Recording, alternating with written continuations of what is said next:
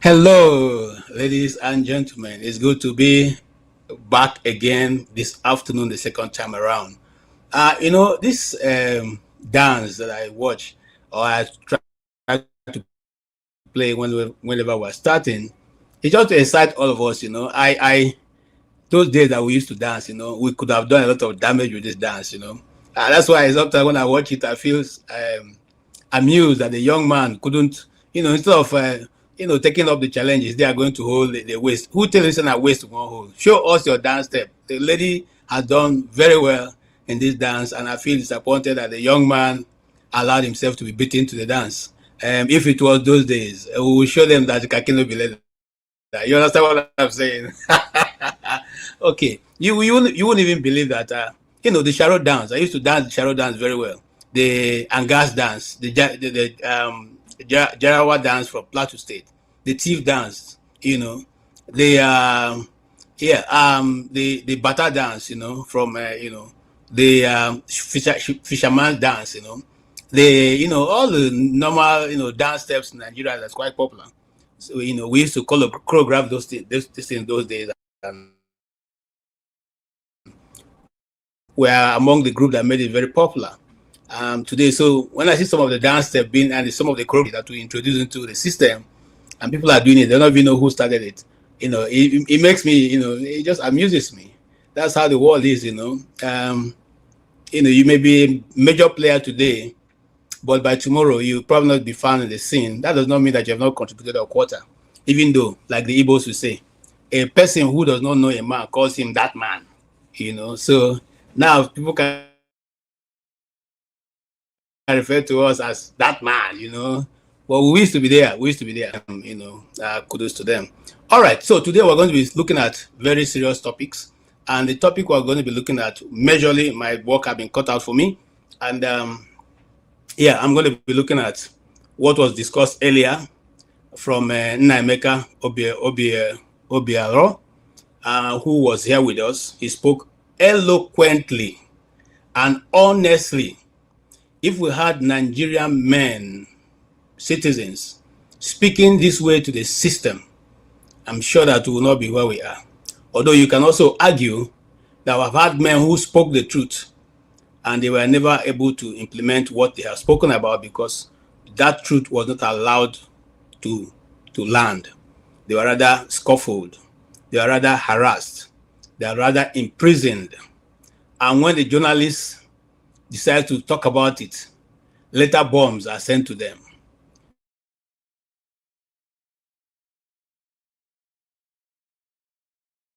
And when the journalists insist on talking about it, they are harassed and put in dungeons. After going to the DSS dungeons, they are beaten. They are, their families are threatened. And eventually what happens? You be my guest. I will not complete it, but someday we'll tell that story. And so that's where we are with this young man who totally, as I will say, is distinguished himself in what he was able to present to us today. Of course, like I always say on this program, those are his views. Some of these things, I probably disagree a little bit because I have a more, insight, especially the group that are doing all kinds of, causing all kinds of mayhem in the southern Nigeria, eastern Nigeria. You could see that since Buhari left government, the southeast have become normal because nobody anymore to water the flowers that was causing the mayhem in the southeast. So that is a discussion for another day. But for today, we're going to narrow in on what he has said, and then we can try to justify or otherwise. For those of you who have strong views, we are waiting to hear your views. For those of you who agree, we're waiting to hear your own side of the story. If you are in the middle, you can equally bring your story. This is a place where you express your opinion or your opinion, your expression, and then at the end of the day, we will let the people who are listening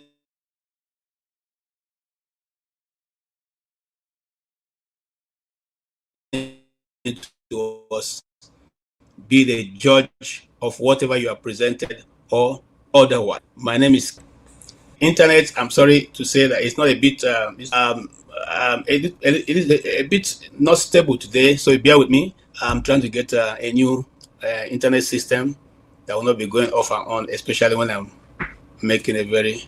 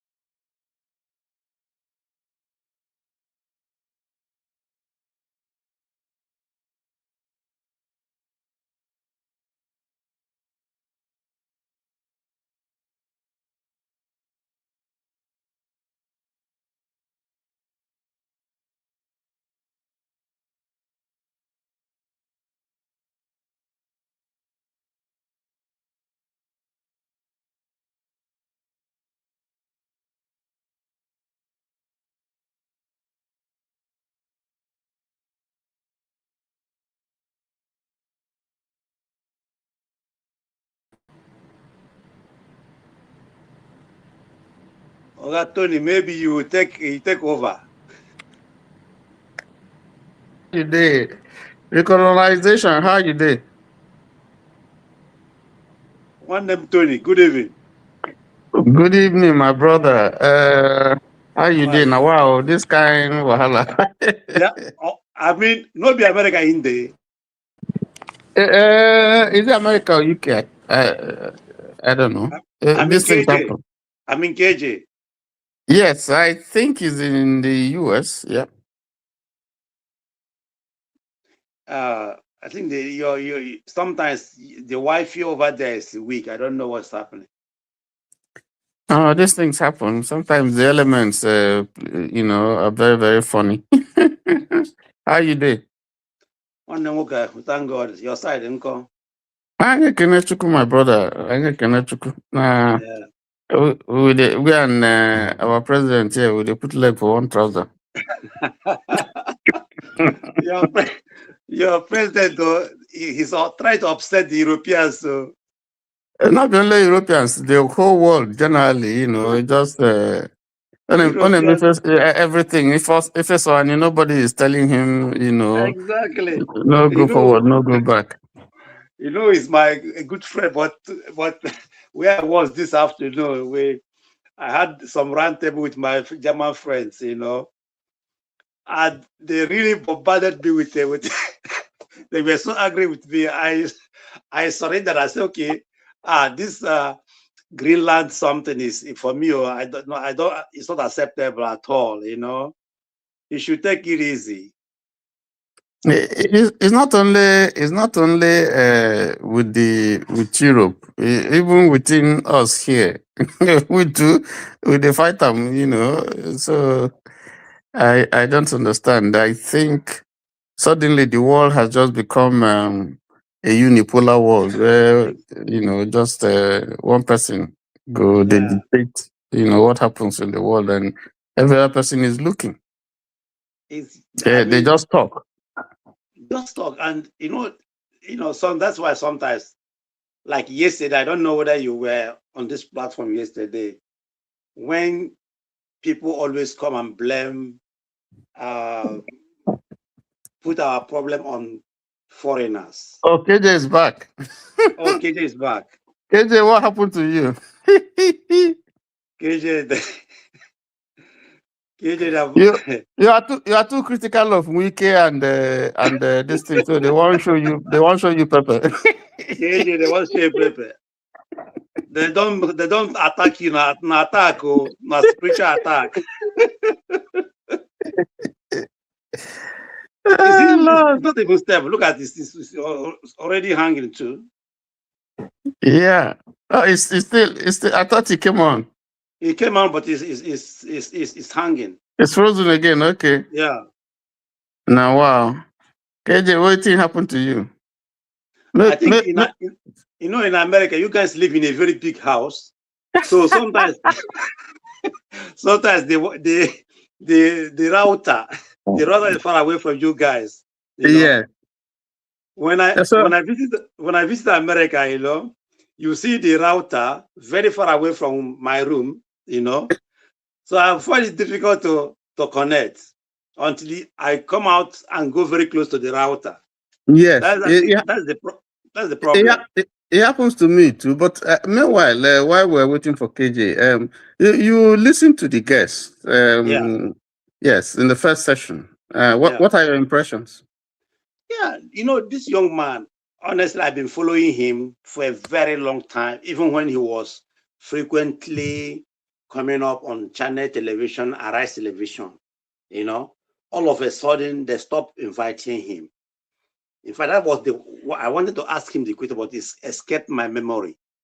Because for a very long time now, he has not been, featuring on those, channels.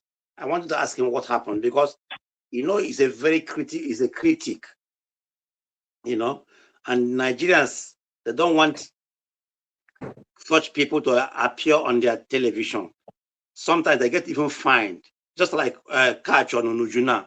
If you watch out, Catch on Onujuna for a very long time now, it's not appearing on all these legacy media platforms. If you are very attentive, I don't know if you follow them. Yes. If you follow Arise Television channels, Catch on Onujuna is no more featuring their off, because I believe that they sanction those ones. So this young man that appeared today is a very brilliant young man. I concur with what he said. I don't have any objection what he said, because if you look at now what is happening in Nigeria, the problem we have in Nigeria is leadership, not foreign, not new colonialist, imperialist. Okay. Jide is going to be angry with you for that. That's my problem with him. Okay, Can you all hear me? Can you all hear me? All right, thank you so much, Tony. Just remember that if this happens again and I go off, just go ahead with the discussion, and I'll have to come back. My wife was advising that I get another internet service apart from this one I'm using from the house. So I think I now have to take advice seriously. I didn't want to spend that $35 now, but I have to spend it. So I don't understand what's even going on. Why it's disconnecting? Maybe it is just like people have said on their comments. Anyway, let's go ahead. Tony, you're welcome. What's your take on what we discussed so far with Dr. Nnaemeka? What's your take from it? Well, I listened to him. For me, he said quite a lot of things that were insightful. There are a lot of things that he said that I can relate to, that I think are really germane.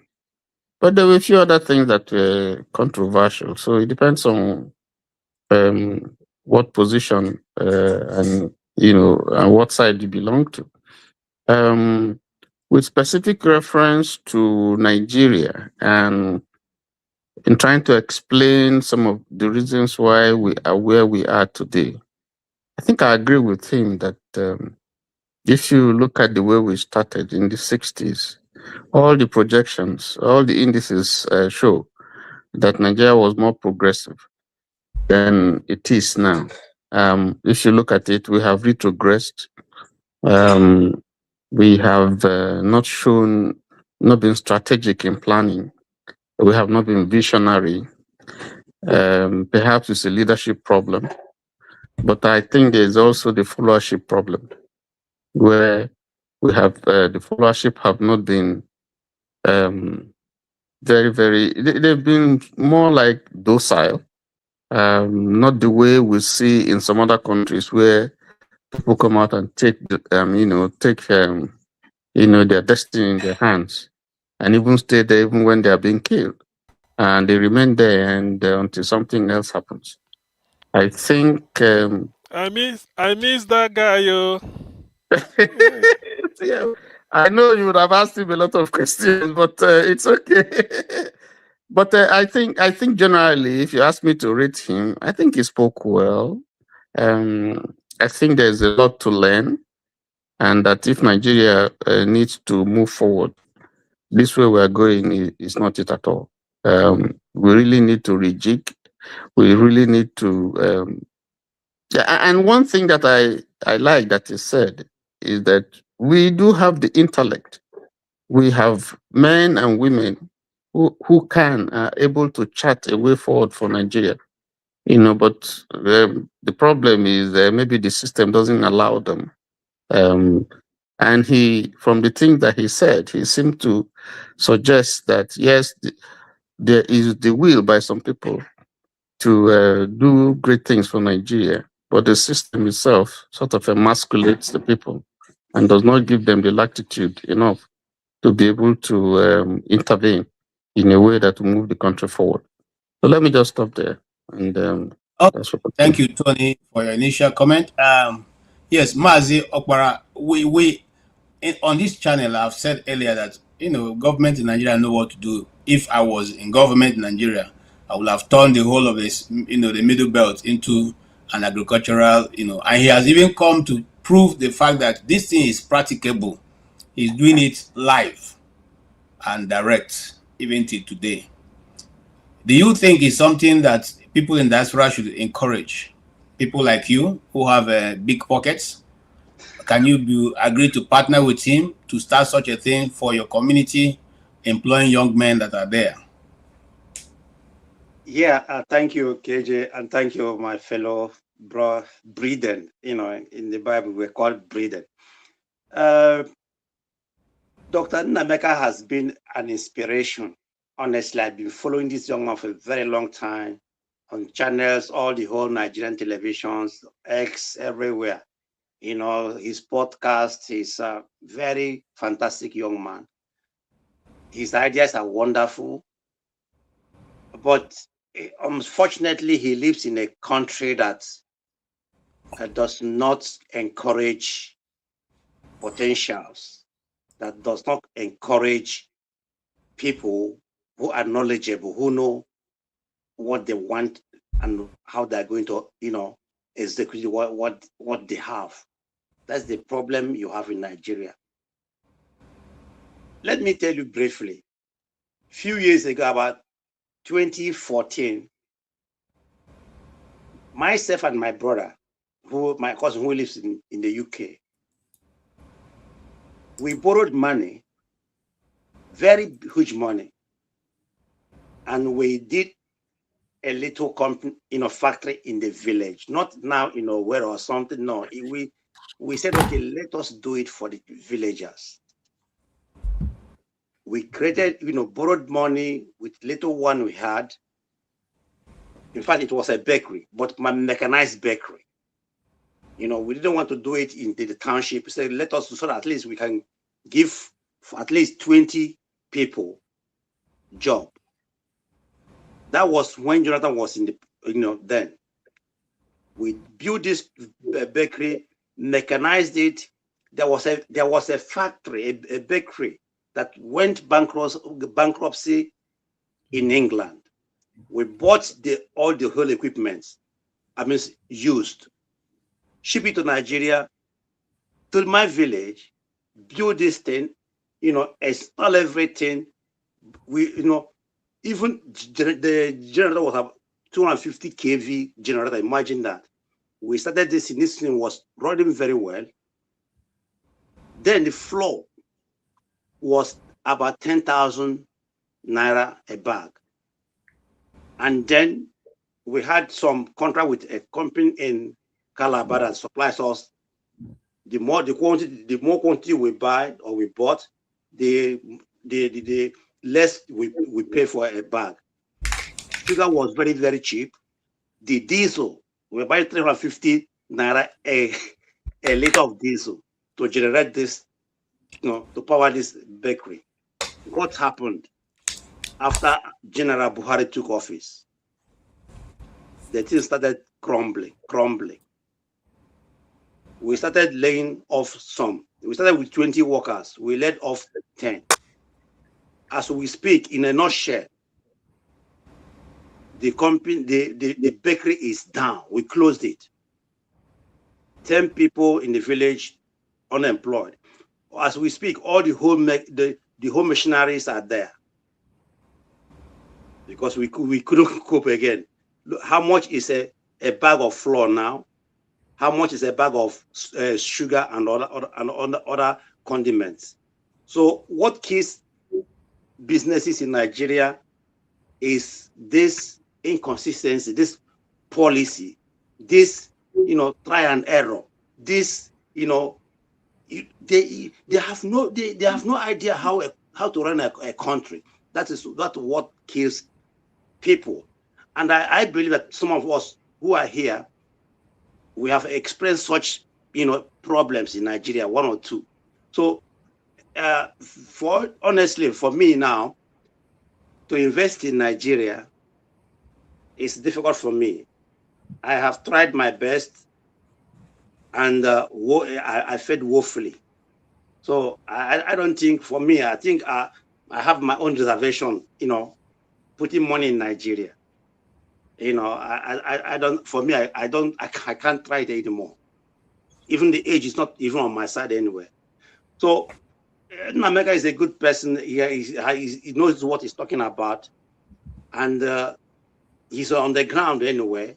And the kind of business he's talking about, I think it doesn't need a lot of energy, because if I want to invest in Nigeria and you depend on this energy, I think you are going to run down.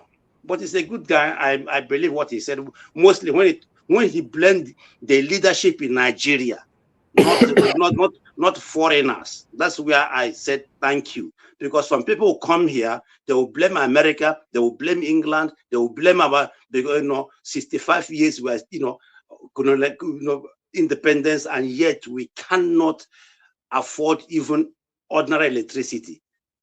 That is our problem. Leadership is the problem we have in Nigeria, not America, not neo-colonialists, not neo-imperialists. We are the problem to ourselves. Until we accept this fact that we are problem to ourselves, we are going nowhere. Thank you. Thank you so much. And I agree with you. And I totally agree with you. If you have, they say a person when a snake bite, or if you see lizard, turn to crocodile. So I agree with you totally. Listen, the truth is this. Just talking to him today, I remember my great grandfather. He had a plantation. He had a palm tree plantation that was over 500 at the time. He's still standing to today. My great guy, I didn't meet him. I didn't meet my grandfather. Okay, I only know my father. So imagine what they had is still there, standing to date in behind our house in the village. Okay, they had cashew plantation as a family. It's still standing. People are still benefiting from it till today. Those of my relatives in the community. So you find out that these things, this culture have been lost. Today, I'm just being reminded, what are you going to leave for your children? Look at what these people left. I'm not even having any plantain, or I don't have nothing. My father even has a plantation that he left there. I don't have any. So I think it's time for us to change our mindset. Why is it if his network trying to misbehave now that I'm coming to her? Now me first call, now my turn. No. Okay. All right, go ahead there, Revolution. So let's go ahead. You see, KJ and brothers and sisters, let me tell you now one thing. You see that bros wake up. Is this, say we have a problem in Nigeria. When we they mention that problem too now, sometimes when I go think say Rasta people don't come. This guy look at me, go school, what does he know? No problem. We go there, but we go there remind you now the Nigerian problem. You see, when people they talk, you can talk the whole thing where they this world, read the whole Bible where they this world. Tell us what everybody know. What that brother they talk today, who don't know about them say they happen for Nigeria. Now today starts. Me, I'm tired of this talking where would they talk for Nigeria. You understand? Mazi Opara says something. Now, if I talk my own now, I go to say a liar, they lie. The thing will remain for Nigeria na solution. All this reminding us, I lost this business, I do this, election next year, defend your vote, do this. When we know all those things na rubbish, it go come, it go pass, we go continue to argue. This 2026, make we change our direction. I don't want anybody to keep reminding us our problem in Nigeria. Oh, leadership, blah, blah, blah. Well, we know. What are we doing to do something, make this arguments, complainants, everything where would they do? That is where our energy is supposed to be focused on. We are dealing with a block, criminals, people when we say they're ready to kill, protest, go come up, they go kill people, Nigeria go, they look them. People go, they go push some people to wall, go come talk very nice. Oh, Nigerians, when you push them to the wall, people will break the wall and enter the wall. We go say not true. Nigerians are resilient. Okay. What is the combination where we go to talk, say, okay, now we agree. What thing we go do? Solutions. Me, I don't give una my own solution. No. I know say now stupid man solution. One guy say I dey joke. If we cannot do it, let us rally around and find somebody to do it for us. Our brother and our leader, Shore, he called for ordinary protest. Igbo leaders go say, no, na Yoruba man, don't come out. Don't join him. That one go question the people who get strength to talk. Our brother missed penalty that day. They attack him. Na Igbo man, Nnaemeka lose penalty. All those kind of things, now everybody begin do YouTube. Yoruba don't start again. Yeah. Let me end by telling you guys, we say, until we're ready to channel our complaint and energy to solution where go save Nigeria. And we should stop reminding ourselves our woes. Now I want to tell you now, so, Daluno, bye-bye. Thank you so much. I hear you. And your contribution is not... don't say your contribution. It makes sense. And like we say in this program, it is your idea. It's your own. You own it. Nobody can take it from you. If it wasn't important, God will make you. You are here for a purpose. So that's how anybody who is reasonable. I'll give you an example before I move to the next person. When I was doing my final year in theater as directing, we had a certain professor who came from Jaws. His name is Professor Emma. Professor Emma was a designer. He was design and theater, design and stage designing. And he came and he was taking us on our final exam. And when we finished doing our design on the theater, and he calls the security man who wasn't even hearing English. The security man calls the man and says, "Can you interpret? Do you know what these people are trying to do?" The man said, "Yes." So what are they trying to do? He explained to the man. So later when the guy had gone, I called the prof. I said, Prof, when you go, lecturers, I didn't ask them, you want to call this man? He said, no, if the ordinary man cannot interpret what you are doing, then what you are doing is useless. because they're going to be producing and acting for the ordinary man. So if the ordinary man cannot interpret your design, of what use is that design to anybody if you need to intellectual capacity to interpret it? So what I'm simply saying is this: if in a society, how many people are those of you who live in the US? How many people have PhDs while you work? How many people have masters while you work? How many people have doctorate degrees while you work?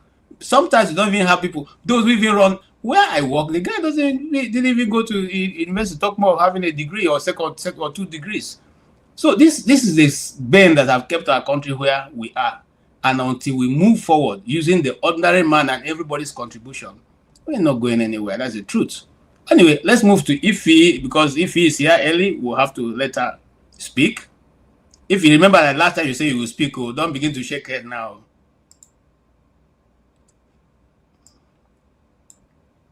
Yes, you are here now. If you speak, KJ, Machalanya room. Ogumunaga man baby. Good evening. My brother CM, long time. Uncle John, this one your face is like this. Good evening, everybody. I mean, in fact, Nigeria matter don't tire me, honestly speaking. I've been saying it all the time. We know what to do. We just deliberately don't want Nigeria to work. That's the bottom line. There is nothing this man said today that we don't know about or we haven't heard before. It's just that the people in power just don't want Nigeria to work.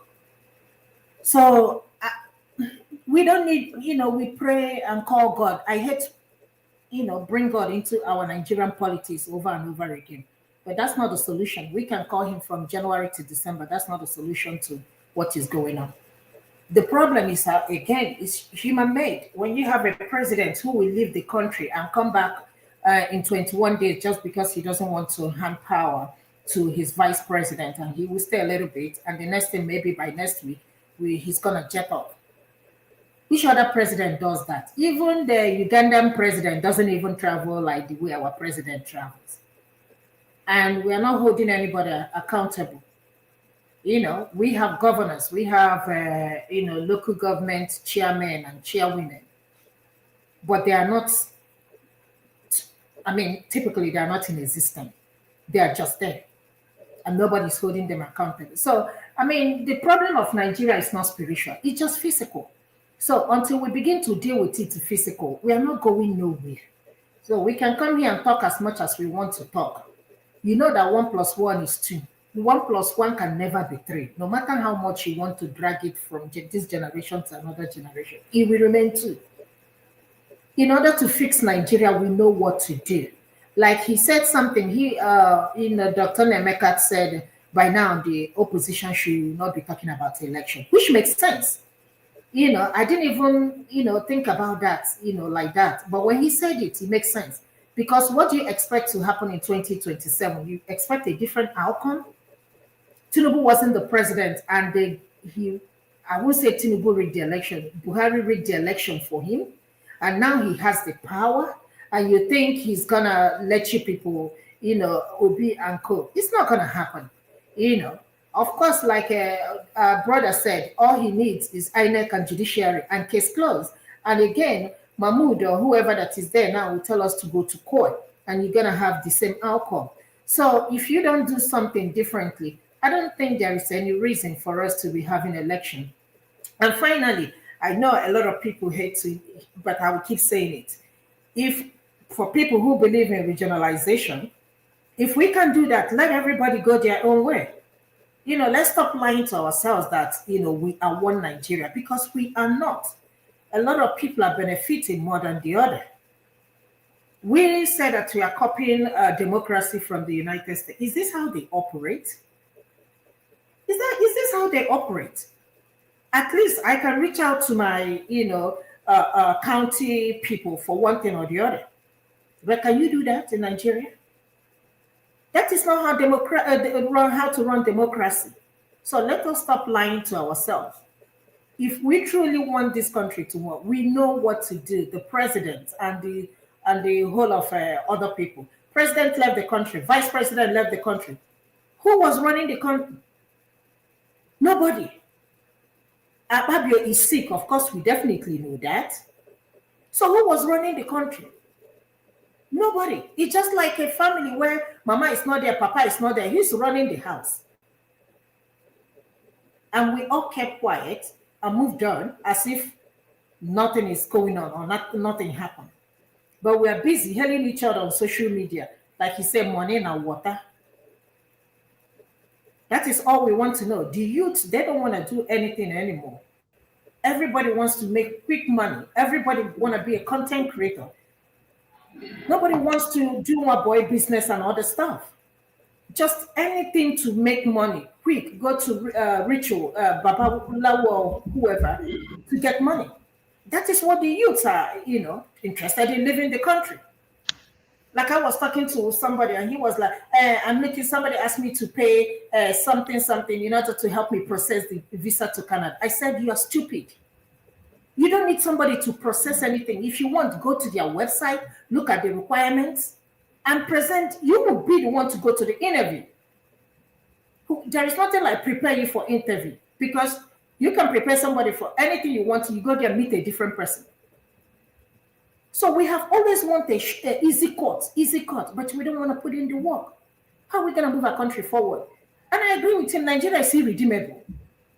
Everybody is so selfish. Our politicians, people go into politics not to work for the citizen. People go into politics just for their own benefit. You see people when they're vying for governorship or any of the political office, they'll tell you, I can't wait. That's my cousin. If he enters there, my whole problem is gone. Are you kidding me? So people like me that don't know anybody in politics, what's going to happen to us? And that is the type of mindset that we have. When the governor of Georgia, there was a time I was in the hospital, and the governor came on our unit with only 2 people, no security. 2 people stopped at the nursing station, chatted with us. We talked and talked and talked. No security. They didn't tell us the governor is coming. He just walked in, came to visit somebody. Can that happen in Nigeria without having 200 security people following you? 2 people. He parked in the parking lot, walked himself up to the 3rd floor. So when you talk about democracy, if I'm copying KG, I have to copy KG from head to toe, what KG is doing right. But I haven't seen anything like democracy in Nigeria. You're talking about, let Tinubu do his 8 years. Is there any way in our constitution that said that once you do 4 years, you must do another 4 years? Is that what the constitution said?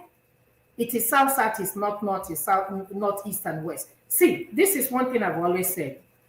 If you want to start doing this election by north and east and west and north, whatever it is, what you have to do is this. Let us start this campaign. If you want the north to do 8 years, leave the 8 years for them. We won't talk about the election. They give us the president. They do 8 years. When it gets to the turn of south, we don't need to worry about anything. The south will do their 8 years and then go back to north, since that's how we want to do it. And why are we people afraid of disintegration? Why are people afraid of disintegration? I am not afraid. I hate to say this, but I will. Let's not even talk about marginalization, because there are other people in South that, so let me not make it Igbo or Yoruba or Hausa. No, everybody's being marginalized in Nigeria.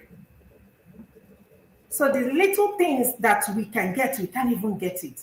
I was listening to somebody, I think Peter Aka, somebody on social media. All of a sudden, they will move you from band A to band E. The minister for electricity or power is busy trying to save up the money that he will use to go vie for governorship election. I think it's one of the states. Go and see the mansion that he built. Where did he get the money from? Tell me the business that he's doing. Tell me, where did he get the money? I work with one of his friends. He said, he works in whatever. He used to be whatever of a CBN. I said, are you telling me that he built this mansion with his salary? He said, you will not understand. You have carried your Igbo stuff. I said, that is the problem. I said, look at you doing tech job. He will call you and you will go represent him somewhere.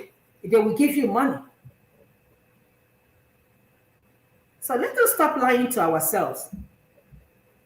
Masca is here. Masca, I think you're from the north. I'm not sure. Uncle John is here from Benue. I'm not sure what part. But let us tell ourselves the truth. I cannot go to Benin now and tell the governor there that I'm looking for a job in the. I say this all the time. He will not listen to me. He will tell me to go back to my state. So we are responsible, all of us. Are you suggesting that if I go to your state now, they will give me work? Good luck. That's all I say. Good luck. They're not going to give you work, master. Let's be honest with that. It's going to be hard. I'm not saying that because it's going to be hard for me to come to your state and get a job as an Igbo person. And it's going to be difficult for you to go to East and get it. Let's be honest. It's everywhere. And that's why I am saying disintegrate. Let everybody go find your own way. Develop your area. The election, there will not be a different outcome in 2027. It's still going to be the same. Let us stop deceiving ourselves. Let me even stop talking about this election. Because after 2027, we will come here, look stupidly, and analyze the same result of 2023. Thank you.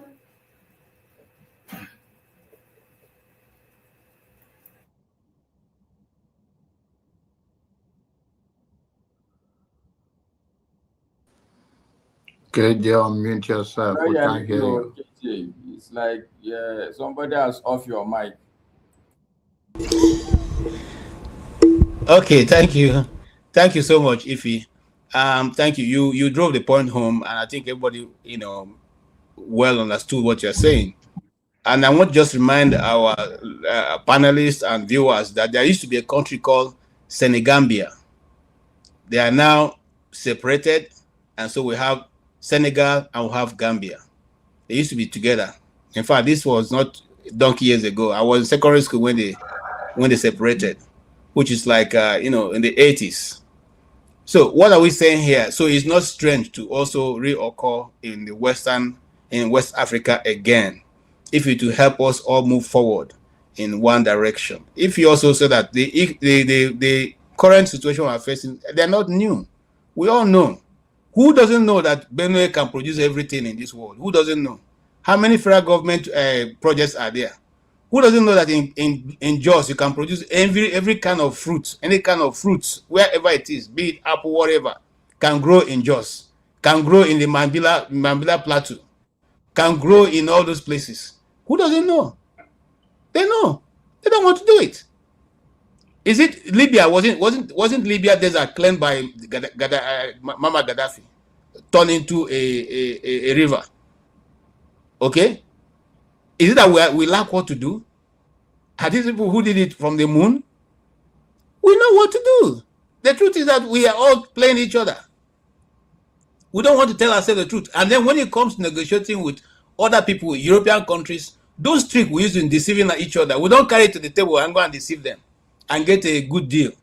We shout, oh, they are doing this to us, they are doing that, they will not allow us to do this. But we play each other every day. You all, find a way to continue to share the national wealth the way you deem fit, So it's most unfortunate but that's the situation we're in, and I totally agree with Ify when she made that conclusion. But here is Chris, who probably think otherwise.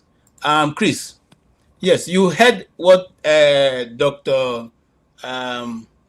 Nnaemeka discussed. And one of the things I like about his interviews, or when he does his media broadcast, is the fact that he does not hold back his words. He calls them the way it should be. He insults them if he needs to insult them. It doesn't matter who the person is, whether he's from the southeast or the north or the west. The truth is that they are all of them are playing us the same game. It's just now that true leaders are beginning to emerge a little bit. And those true leaders that I'm thinking are beginning to emerge a little bit in Nigeria are just two governors.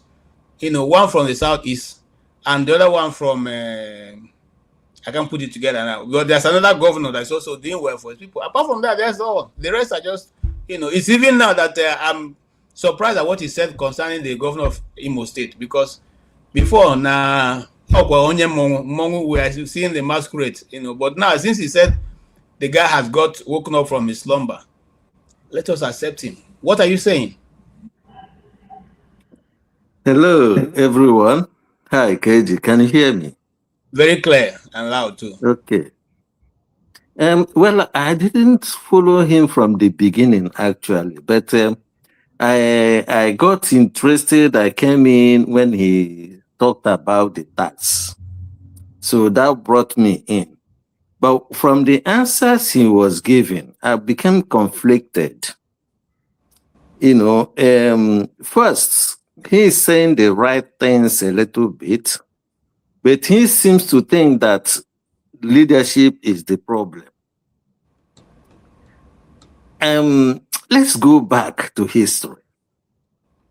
I like history. In 1960 to 66, we have good crop of leaders. People will always say, every day we keep on saying they are our heroes. And I can't see any other, since then, I haven't seen any other better leaders, group of leaders that are better than them. Then the question is asked, if the leadership is the problem of Nigeria, why did the First Republic fail under them? People will say, oh, the army took over. Army took over. They didn't just take over. There was a reason why they took over. It was the failure of the system that made them to come to try to salvage it. So the leadership wasn't the problem. You see, when you start a company, you always have this, what they call mission statement. Every company has it. Vision. That is, it tells you the vision of that company. When Azikiwe, Awolowo, and Sadoana Osokoto were handed over Nigeria, each one of them had the vision of what Nigeria would be to them. One says he wants to conquer Nigeria. The other one wants to hybridize the whole nation into one. The other one saying, no, you stay there, I stay there, and then what's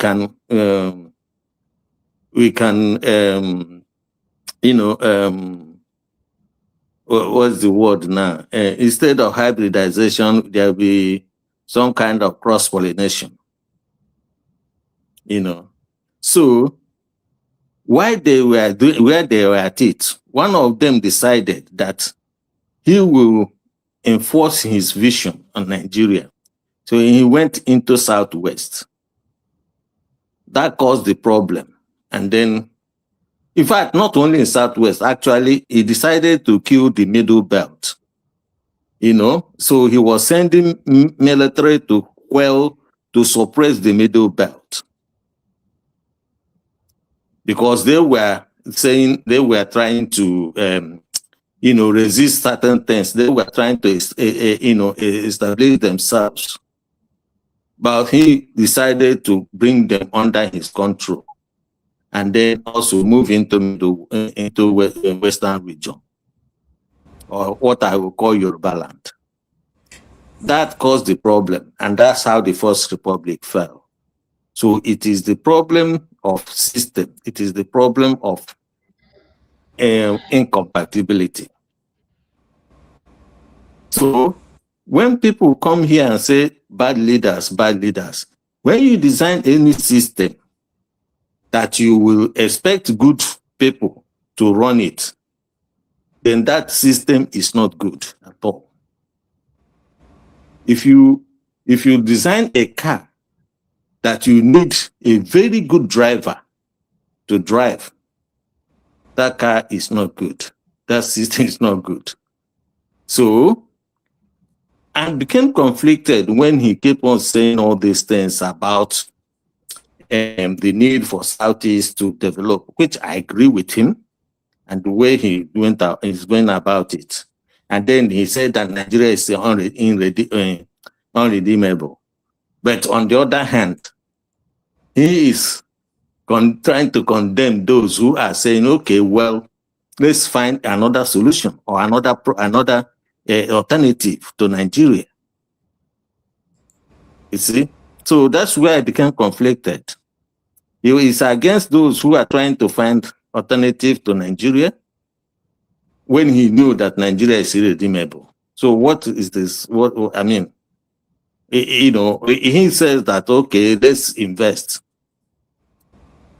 Jonathan invested in education and military schools. Are they operational today? The answer is no.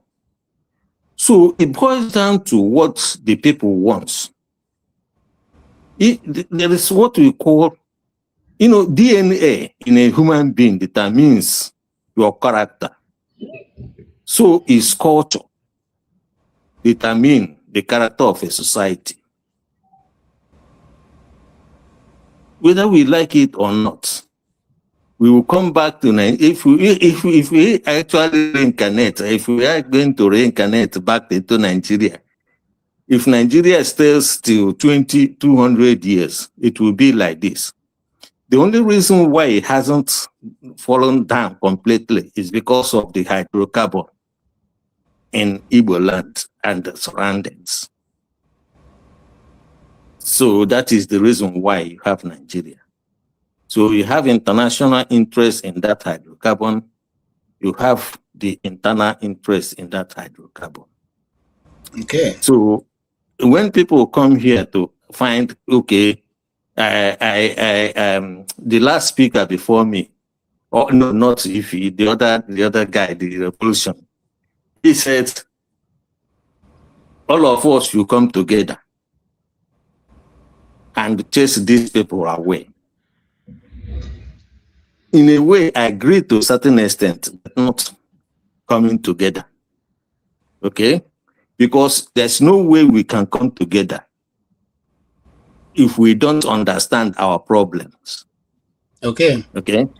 There's no way we can come together. I believe in revolution, but the way to do it is not coming together.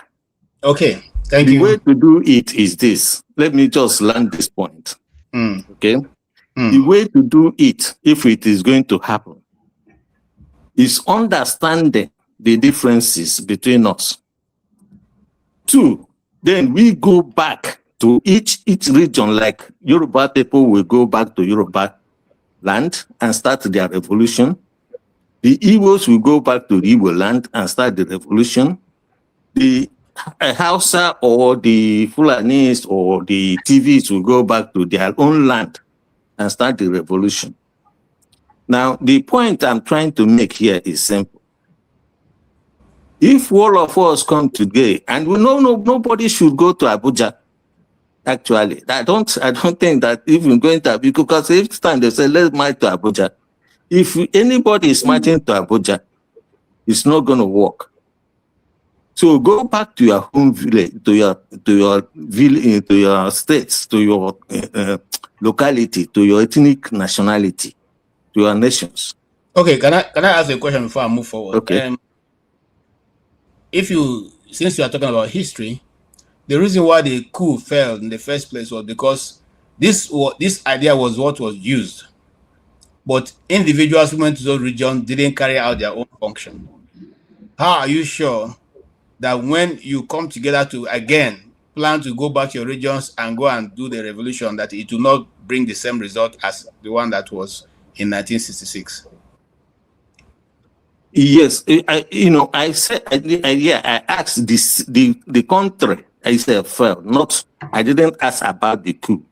Okay. No, I'm not talking about the coup. I didn't ask about why the coup failed. Right? I understand your question, but I'm coming. I'm going to answer it. Okay.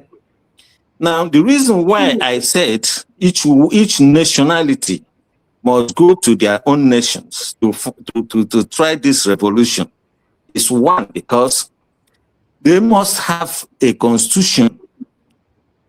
They must provide for themselves the constitution they want to rule themselves with. And then they can go and start that revolution. Start telling them, it may not be just a revolution. All they need to do is to force their representative in their nation and tell them they must pass this constitution as their own way of the way they want to be governed. Okay? Right. That's the only way Nigeria can be salvaged. Because if you go, the reason why is if you come together and then somebody will say to you, oh, this is Igbo. Don't forget, Nnamdi Kanu is now in prison because of the NSTARS. So you're not going to tell an Igbo man to come and start any revolution, to remove Tinubu from office, and he will agree. In the first place, the Yoruba man will say, why Tinubu is no worse than what's that man? The mask wearer. The former president. Buhari. Okay? Buhari. So Tinubu is no worse than Buhari. So why now? Why do you want to remove Tinubu? All right. Let's move on. Let's move on. I hear what you're saying.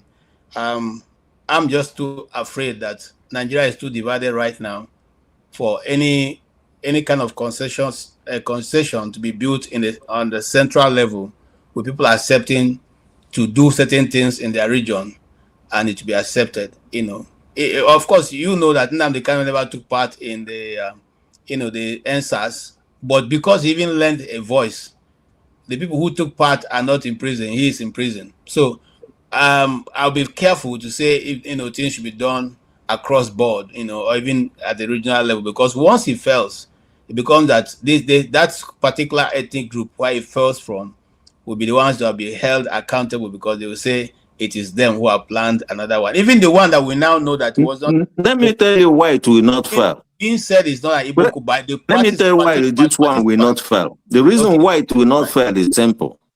Okay? The federal government, since they are each one of them is doing whatever match they are doing within their own nationality, there will be no reason for the federal government to take up soldiers to go and kill the Yorubas, or to take up soldiers to go and kill the Igbos, or to take soldiers and go and kill the Fulanis or the TVs, who are actually asking their people to rule them the way they want to rule them. And if they do, then that's when the international community will be interested in this. Because it will, there's no reasonable man or soldier you will say, okay, the Yorubas will go, they will ask the Yorubas, why do you want to go and kill my people? They are not in your place. They have soldiers in Europe. All right, let's move on. Okay, thank you so much. Each one of us must have to do it that way. That's the best way you can succeed. But to come together, it's not possible. Okay, thank you so much. And I just want to move on. One of the best advice given in the modern Nigerian history is the advice that was given by the Sultan of Sokoto. And I'm not saying this to patronize him, but I think that advice was wisdom that we should write into our nation and spirit. Let's not forget our differences. Let's understand them. And when we do understand them, we know how we can go forward. I'm coming to you, Janaba. This gentleman made this statement many years ago. Has that which he said actually caught up with us, or is it that we have been able to understand our differences? Yeah, Janaba. KJ and fellow panelists, good evening. The young man spoke well. Have some my own understanding in agree or disagree in some ways. But coming to the issue of Nigeria, whether we go sectional at this point, it make no difference. What will make difference, in my own opinion, is the citizen, a radical leader should allow the citizen to bear firearms to protect themselves and to protect their domain. In doing so, it put pressure on the radical or the reckless leaders to behave and reckless citizens. Mind you, in order to see such a leader that will come very strong, it's not going to be through the democracy we are practicing right now. This is a chop by chop uh, democracy, and that's why some people say, "Oh, let the North do 8 years, let the East do 8 years, let the West do 8 years, and with the minority, we're on our own." Because that is no leadership. The minority can lead, the majority can lead, as far as there is a system in place. If you go sectional, there are pressures in the East that already took so many money will give and protect themselves, and they do it like Tinubu is doing right now. If you go to the North, the same thing, because they believe that the citizens they are already demoralizing the citizens. The citizen will not hold them accountable. It's about accountability. And we have a rotten policy, a rotten institutions that are not functioning. Police, judiciary, even the military. They take order based on whatever they give to them to do, not based on the law of whatever they're supposed to provide the service, which they take oath to do. So, well, take Igbo to anywhere, he will do the same thing. Take Hausa to anywhere, he will do the same thing. But once the citizens are empowered and given the opportunity to do the right thing with a radical leader, because the level where we are right now, ordinary Nigerians are struggling to feed, to clothe, to move from one place to another. Insecurity is there. And when we talk about insecurity, we are talking about insecurity in every aspect. We don't have any check and balance. Like someone can just, you may be afraid why you see people want foreign food, which is not the best, is because they don't trust in Nigeria that they can even poison themselves. The FDA will not even understand. If you send them to go and inspect something, maybe they take a bribe, they never go there. People that want to do genuine business will be frustrated for many years. Sometimes people live abroad, like the brother here, Okpara, who said that he went to establish a little company in his village and have gone bankrupt. Because it's the mentality. It may not be the cost of the product, or they are not seeing the product to use for the bakery, the flour. Even if you if it become expensive, what you do is to increase the price, because the retail, the end consumer who will bear the burden somehow, especially when it comes to food. But it's the mentality that many business that you run in Nigeria, if you are not there in person, and even when you are there, you have to be proactive and put so many measures together to make it work. Those that you employ in order to support them to get to feed their family, be responsible as a man in their family or woman. They are the one that will come and loot you. Never understand that if this company go down, federal government will not give them job. And in any society, federal government, state government, or local government, they are not a big uh, employer of the citizens. It's a small business. And this is the mentality across Nigeria. It's not any Yoruba, any Hausa specific or special or immune to it.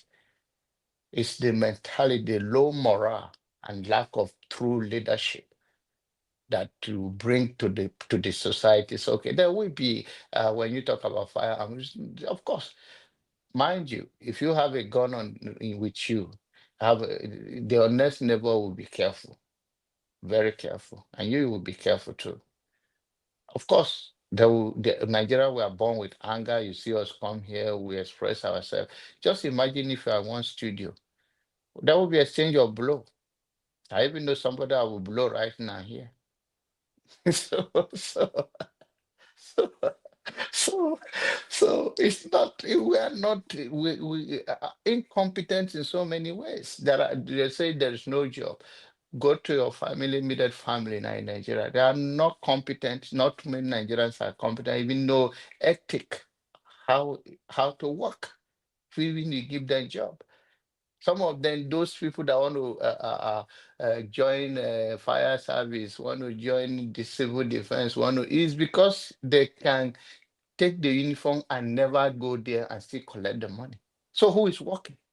How things will work? So this is the country we have. And we need a true radical leader that will say enough is enough. Let's start all over again. And of course, that means, and as I round off, that means that if whatever you are saying, the foreign power that intervene in our issues, maybe they see that you are serious, there will be sanctions. But any nations, China and other nations, have faced it and overcome it, which means Nigerian, that once that leader emerge, it will be tough, very tough, but there will be a path forward. But not this whether I chop democracy of 8 years and then we continue going this way and we keep talking here and there every day. I think that is not the way forward. What we have now that will say we should manage and prolong evil days. Good luck. Thank you.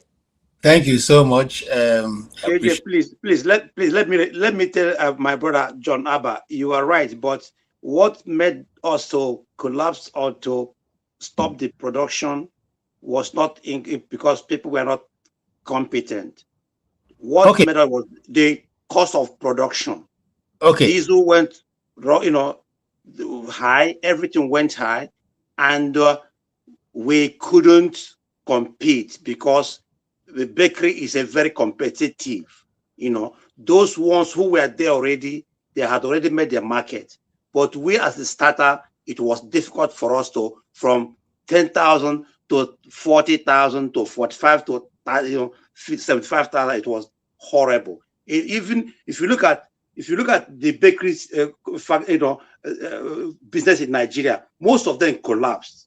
Many of them collapsed because of the high cost of production and materials. Thank you. All right. Thank you. I totally agree with that. Jonaba, at that time I was in Abuja when, the late head of took over. And I was engaged in so many businesses. One of the business I used to do, which is my part-time business, was the FLP, Forever Living Product. And at that time, registration was 150,000. In fact, 158,000 for you to register into that business. And that was before Buhari took over. Okay. In fact, it first went from what it used to be, about 50 something to 80 something to 150, doubled. Then we still had members, had people who are registering. And then some weeks after, that is 3 months in delay, that the dollar fell so much. It went to 500,000. And in all honesty, I didn't think I should approach a friend of mine like John Abba and say, bring 500,000 and come and put into a business that you may not be able to recoup your money or even half of your money in 6 months. That's how majority of us dropped out of that business. Even though we were, before that happened, we were contributing 3% into the Nigerian economy from that business, that Forever Living business. It fell woefully. We were number 3 in the world, heading for number 1 before Buhari took over. We fell from that number 3 to somewhere, between 20 and something. I don't even know where they are now, because for me, I stopped the business. And many of my friends who were in it also stopped. I wasn't just a member, I was a senior manager. I was almost becoming, I was a senior manager. I had many people who were in the business with me, but majority of them also dropped out. So I'm simply saying that, the environment became so difficult that you could not continue to do the business. That was just it. You couldn't continue to do the business. Anyway, that's a lesson. If we learned it, well, I don't think we have learned it. But let's hear from the Blackstone. Maybe he has a different view from John Abba. So, and you heard what Dr. Nnaemeka said, and you heard his argument. I totally believe that if such people are given opportunity, they will be able to perform, because you can see what he's doing. And he's not the only one in Nigeria, but he just happened to be from the southeast. Do you think that such people should be given opportunity to express what they know on ground so that Nigeria can move forward? I say good day to everybody. Thank you, Mr. KJ, for this opportunity. Are you hearing me? Very clear. Yeah, I listened to Mr. Nnaemeka, right? And all that is said about Nigeria is true.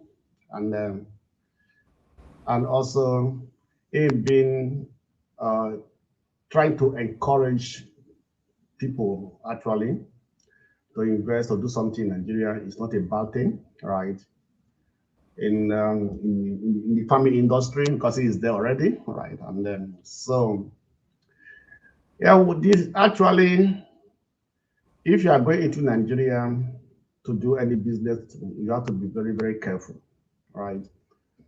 Because what I see in Nigeria is that the greatest and the biggest problem is the issue of character and dedication, right? And if you are going to go into Nigeria for anything, you have to be able to be sure that you are having the right people who has good character. And this issue of character also is a part of our political problem today. Because Nigeria doesn't value anything, all that it values money, right? And that have trickled down from the politicians to the common people. And anybody you talk to these days in Nigeria will tell you it's after money. And with that mindset, going to any position in Nigeria is going there to go and embezzle the state's resources, not to bring in ideas, right? So if you have people like Dr. Nnaemeka, right, in politics or appointed into the right offices, it be also very difficult for them to also to work and successful, because what about the people around them? What about these people who are working for him? They have same mindset with him, because he himself can't carry out every responsibility. He has to pass some of the responsibility to the junior people or to staff and everything. What is the mindset of those people? What did they have in mind? So the Nigeria issue dealing with people is quite complex, because you can only talk about yourself. You can only talk about what you know. You cannot vouch for somebody else, right? I once had a lady who was the permanent secretary of the Parasector, who just came there and everything. At the end of the year, she was quite clean. She was straightforward and everything. Was quite disciplined. At the end of the year, there were some of the money budgeted for the approach and everything. There were some also other they didn't utilize all the money, and when it happens like that, I have to return it back to the federal account, right? The other colleagues came to him. We were there before he came to me, Madam, this is how we do it. At the end of the year, there are money remaining, and this is how we do it. The man said, no, she can't do it. No, said, Madam, this is not the right person and so forth. At the end of the day, right, she was pressurized, and so she fell into their trap and everything. After 1 month later, then the government asks for an account and everything, you know. But she being the head, she was the only one that was affected, not even the junior officers or the people that coerced her to make it that share that money. She lost the job. So this is Nigeria, because we're all under pressure, because you don't know so much, because these people have been there for a very long time, right? And so they say they're advising you, right? Because they have been there in this position, in that office, in that person for a very long time. You are just coming in, right? So this is like actually is character. It's character. The civil servant, everybody in Nigeria is after money. What they want to embezzle, how to want to enrich themselves, how to want to enrich their family. Okay. And so on that ground, so that such people who are having that idea, you give them a political position, or they're in politics, or they're in political, they will do worst, because they already have straight access to the funds and everything, the country money. So no matter what we do, Nigeria is in fact, I don't know how would I put it, because Nigeria is in a big mess. It's a big problem. I don't see Nigeria getting better in the next 20, 30 years. Okay. Because let me just conclude with this one. Because if somebody comes in there to say, I have, this is my character, this is what I'm good and everything, is it good to be there forever? After 4 years or 8 years, he leave that office. Somebody will come in. But if he made a very good point, and I want also look at it. She said if 8 years is a thing, if every region must get 8 years, so there's no need for election now. Since is the south now, let's just stay in the south. Okay, as long as whatever you do, give us another person. Once your 8 years complete, we'll go to the north. We'll say north, bring your candidate. After 4 years, if you want to continue with it, okay. If you don't want to continue, give us somebody else. So there's no need for us to waste time to be electing people and waste money. It is still be the same thing, right? Just election in Nigeria is just like it's a show. It's a show of that. Oh, we are democratic to the other part of the world, right? You know what they are doing. It has been arranged. Okay. It has been arranged. Okay, so because I don't know. There's nothing new. There's nothing I don't know the reason. Even. So this is Nigeria for you, and these are the people for, because what actually backward means that what actually changed, and what made the people have that type of mindset that we have today. Look at our forefathers, our fathers, and everything. Would they have the same mindset? Thank you. So thank you. Thank you. I have very powerful men behind the stage. So if anybody is wanting to go out, we can bring those people in also. Then we will quickly wrap up. What the powerful men? Me, those are not powerful. No, all of you are powerful. Now I'm saying I have powerful men like you people behind. So before they accuse me of marginalizing them, I don't want that to happen. Take me backstage, KJ. Okay, thank you so much. Thank you. And let him not go. I really want to query him. Let him not go. Oh, really? I want to. Yes, I just. Okay, I will leave him. Even though if he's backstage, you still hear you. Tony, you still hear you. So I want to understand your position. You kind of been ambivalent. I want to. Okay, no problem. Now KJ, take me backstage. When is his turn? When he says whatever, then I can report it. You bring me back. All right, no wahala. Thank you so much. Okay. All right. Okay. KJ, put me on backstage. Okay, thank you so much. Also, that's where you belong. That's where you belong. CM, can we hear you? And yeah, Masker, I'm sorry you've been coming off and on. I don't know how the placement is now, but anybody who wants to speak first can also do. CM, go ahead. Then after that, Masker, you can come on. So, without too long, I don't know how long your network is going to remain. Good evening, KJ. Good evening, everybody. I observe all protocols. Actually, I will say I missed a greater part of the interview or the conversation between Rudolph and Dr. Obiaraeri. The much I listened to, I heard him. In fact, he said, it's like he summarized with his closing remarks. You can see frustration in all that he said. I was listening to some of them. I commend his efforts for sort of, trying to live by example. What he's preaching, he's doing it. And all the contacts he's making, I heard him say Ethiopian Airlines export something for him, watermelon and all those things. Yes. The thing I wanted to ask him was, he said his eternal mentor was Dr. Michael Ihionokara, MI Okpara, MI Power. But he forgot one thing, that Okpara achieved a lot because Okpara is the government.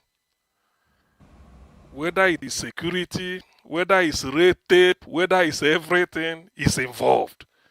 But he is not in government. He said he invested 98 million on something, then unknown government carted everything away because there was no security. Yes, it is within his reach to provide money, to secure land, to do this. But to provide state security, whether it's army or navy or police, is not within his reach. If it were MI Okpara, it won't happen. So in other words, the underlying thing there is government involvement. When they say enabling environment, it does not just mean absence of rainfall or absence of a tsunami, but like earthquake, all those things. No, this is what they call enabling environment. So my question to him would have been, you comparing yourself with Okpara. Okpara is involved. It's like Okpara is the person doing it. He is the government.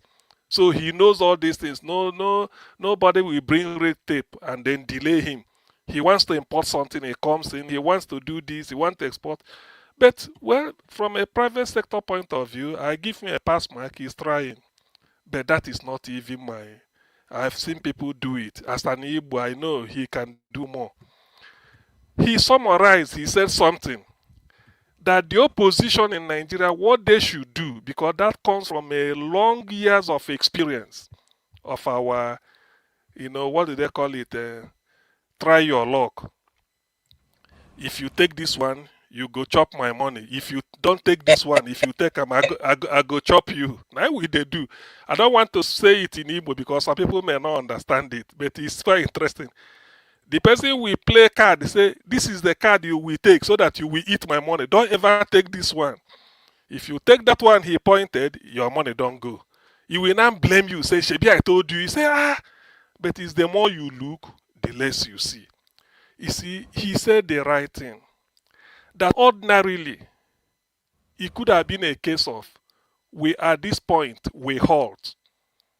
We sort out the internal contradictions, I keep saying it here. Part of it is, how do we relate to each other? It's not just doing an election every 4 years. Tinubu was an outsider looking in, and he said he bought the seat with his money. Remember, he said, I bought this, I bought it. Those that he bought it from, whether they issued him receipt, I don't know. Now he's not the seller. He's going to buy it from himself. You see the thing? A professor of law, for his former member of his legal team, is now in charge of INEC. So no buzz about that. That's why Chido Denkalo saw it and said, Tinubu doesn't, I think if he corroborated it, Tinubu doesn't need even this campaign. 2023, he did not campaign. He did not come for debate. Even to debate Atiku or to debate P2B or debate Showore or any other, he didn't come for debate. Tinubu has a TV station, TVC. Even if you don't want to debate us, go there and sit in your body lawn. Babajide Kolade Oti told you are Man Friday. We bring a camera, focus it. They will even tell you what to say. They make believe. They say Tinubu has spoken. These are his policy. I mean, there are so many, what do they call them? Spin doctors. They will spin it to the way it should be. He couldn't even do this. He went to Chatham House. We thought he would disgrace himself. He was dishing out questions. Hey, Rufa, you handle this. Bayo Nonoga, you do this. He was giving them questions. In the end, look at where Nigeria is. So are you now telling me that judiciary is in his pocket? So what are you talking about? How do you, what? Judiciary is in his pocket. already. The INEC, we are talking of resources. So he just wait when he reached. His only concern is to please Trump. That's why he released $9 million. Let them go and tell Trump that now that Igbo man where they on where they sell a screwdriver, now they deceive them. Forgetting that Trump sent people to go and see for himself. Say go for fact finding. And those people came and file report. Yet they are still blaming a person where they sell or cracker or screwdriver furniture. So you see, everything, what Obiaraeri said that I really love when he's in final remarks is this. At this point, Oyibo man say when you see yourself in a hole, you stop digging. Nigeria should stop digging. Nigeria has long, this idea of a unity at all cost. It has cost us human material resources and made us underdeveloped. Nigerians are living in Stone Age. For those that really want to tell, that can see beyond their nose, it has cost us a lot. This is the time they say you have to stop and then ask questions. It's no longer a case of run the mill. We do election. I hit you. I go and give dollar. This one we give. This one I will outbid you. In 2012, I mean, in 1992, I read a Time magazine. June 1992. At that time, they were preparing for June 12. A year before June 12, I read a Time magazine. The title is "Who Are They? Americans Debate Their Identity." Who are they? Americans debate their identity. That is the point Nigeria should be talking now. Because this is a new generation. The generation that fought the war that have been sowing all this, all this ridiculous, this person, everybody is tired now. So this is the time. What he said was, Nigeria cannot move. We are now borrowing money to pay salary. We borrow money. Out of the money we borrowed, we take $9 million to go and give some Americans to come and be telling lies. Even when the American ambassador is in Abuja, seeing things for himself. Riley Moore is now visiting Nigeria. He filed a report. Mossad, Israeli secret agents are in Nigeria. So what lie are you going to go and tell Donald Trump? You are lobbying. We go and tell him that we are doing something. But Mossad is there telling them where to bomb next. So that when they aggregate, they did. I mean, it's a shame. That's why I said, when you see yourself in a hole, you stop digging. Nigeria should stop all this. This juvenile ostracism. You hide yourself in the sand where your dirty posterior is. Everybody's laughing at you. So what nonsense are they talking about? What I should have told Obiaraeri was, what he should be telling people is that if we cannot sit down now and say no more election, what we want is everybody stay in your own corner for now and go and sort yourself out. If we can't do that, why? Somalia, that is giving the world problem. Somaliland has been recognized by Israel. For those that are talking of all this dangerous narrative, unity, everybody is afraid. Why are you afraid? Look at Somalia.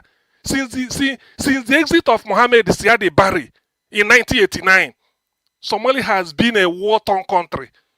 Internal strife. Now they realize that the area called Somaliland want to be away. Israel recognized them.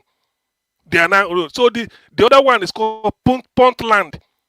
They also want to be on their own. Eritrea. So why should Nigeria? Because we've tried it. What haven't we tried? We've tried each other. There is all these things people are talking about. No good leader can emerge like this. Sometimes I pity P2BO. Supposing they hand them over Nigeria now, where will he start? You borrow money. Nobody's really. We are no longer interested in it. I mean, running government. It's just to go and everything. Just okay. So what of how many? Okay, let's count. Islamic State of Iran and Syria. ISIS is in Nigeria. Boko Haram is in Nigeria. Islamic State of West African Province, ISWAP, is in Nigeria. Lakurawa is in Nigeria. Achad is in Nigeria. There's other ones. Taking resident. So, and you say you are commander-in-chief. How are you going to battle them? How? I want to be a realist. So all these things, Nigeria, we've We've outgrown all this, and there's no political theory that will ever work in Nigeria. If you like, go and play, it can't work. The only thing that will work is, at this point, we've tried it. We look ourselves in the face and say, look, we are strange bedfellows. This is what we have to do. You go and sort yourself out. Let me go and sort myself. We can't continue the two adults coming together to deceive themselves, having hope. Which hope? When Buhari came 2015, do we know it will be like this? I have never seen any country in the world in which an opposition want to win an election. He go and invite terror to his own country. A country you want to be the commander-in-chief, you will collude to go and bring terror from outside to come and be ravaging your country just to make sure that you shame the commander-in-chief so that he will get out, you enter. Now look at where we are. This is the tragedy of Nigeria. I don't pass to come and they talk me all these things. So look at where we are. Look at terror. Nigerian terror was not homegrown. They were imported. They were told to come in. Do I give you who doesn't know? They camped in Ekiti State to wait for Jonathan. Camped in Kaduna, Katsina, I think Zamfara, and one other, I think Borno, and one other state. 6 states. Go and read what is it called? Premium Times. So these are since then, look at where we are. And then people are still having hope. We can't. All right. Thank you, CM. For we are more than 155 people watching, plus 3 people on Facebook. Can you please like the broadcast? Can we just like the broadcast and share it so that more people can also be engaged? It will help us. It will help the algorithm that is being used to bring or to advertise this or to even send it to people. So help us to share it, please. Especially if you are on Iroko Post TV, please like and share. Having said that, I want to thank you, CM. Sorry, KJ, please. KJ, please. Just 30 seconds before you thank me. For those that do not know, there's a country called Singapore. Singapore is like Lagos State divided by maybe 3,000. Let's just say 4 land mass. Singapore is far smaller than Lagos State.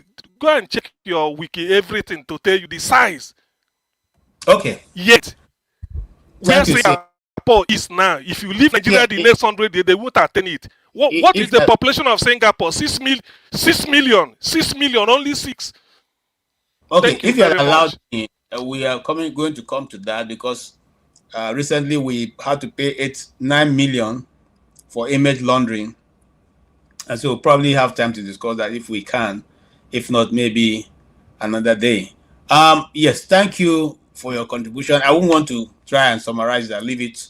And I'll go straight to Masca because we're running out of time. I see 4 further behind. I'm going to try and bring you in. And Jefferson and Oti have not spoken. And of course, my brother, Mr. Ike. I see all of you, and we'll try and get to you before we can change the topic. Yeah, Masca, you go ahead.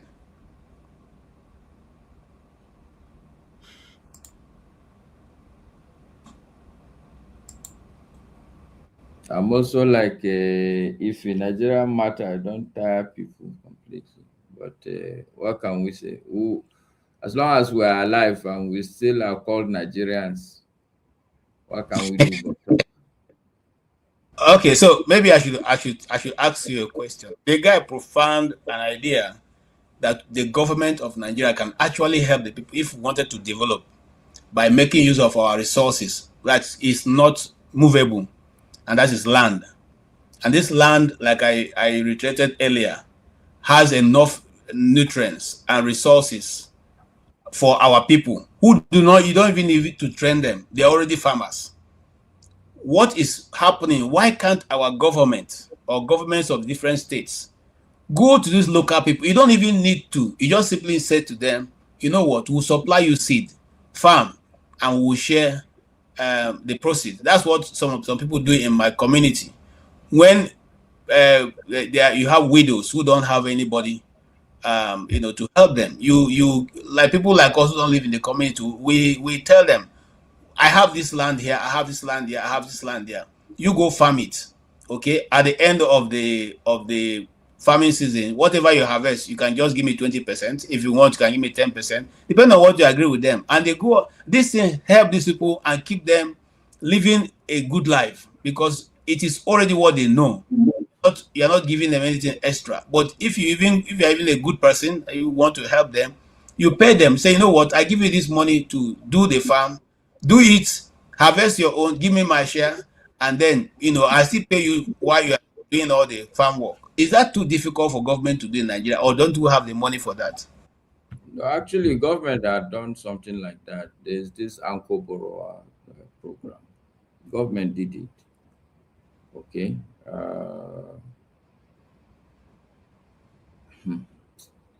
Okay, so let me put it this way. Nigeria's problem is complex. I hear people simplify it more often than not. Okay, it's quite a complex because when a problem keeps festering, it's like you have a wound. Bacteria will enter, everything will enter. So if it was one thing that just caught you, before you know it now, they say it's tetanus, they may have to cut the whole leg up. This is the case of Nigeria's issue. As long as you leave a problem to keep festering, it's going to only get more complex. So government does stuff, but when you say government is doing it, at the end of the day, we would say, okay, give this money to Nigerians. Well, as it is now, Nigeria's problem is not only government, it's not only leadership. Even Nigerians are bad as people. We've all turned bad. Somebody that you are supposed to help, you give him the money, you go and do something else. Not thinking of, okay, if this is a revolving program that they give us this money so that we make good our lives, and then they can use the money for other people. Somebody will carry it. As I speak to you now, I know a lot of people that are with DSS for that Uncle Borrowers program. Money that government gave so that you can do the agricultural product and bring the product. We gave you the money, so bring the product so that at least we can calculate how much we gave you, how much is the product. People, Nigeria, it's just a complicated place. But in my submission actually is, the truth is, when we say government, we don't really have government. I tell people, everybody in Nigeria now is just a hustler. You see somebody, you say he's a governor, that is his own hustle. You see policeman, you think he's policing people, he's just hustling. You go to hospital, you think you are looking at a doctor, the man is hustling. This is the issue. That's a deep one, Masker. So what do we do? Because if the professionals have become hustlers, what do we do?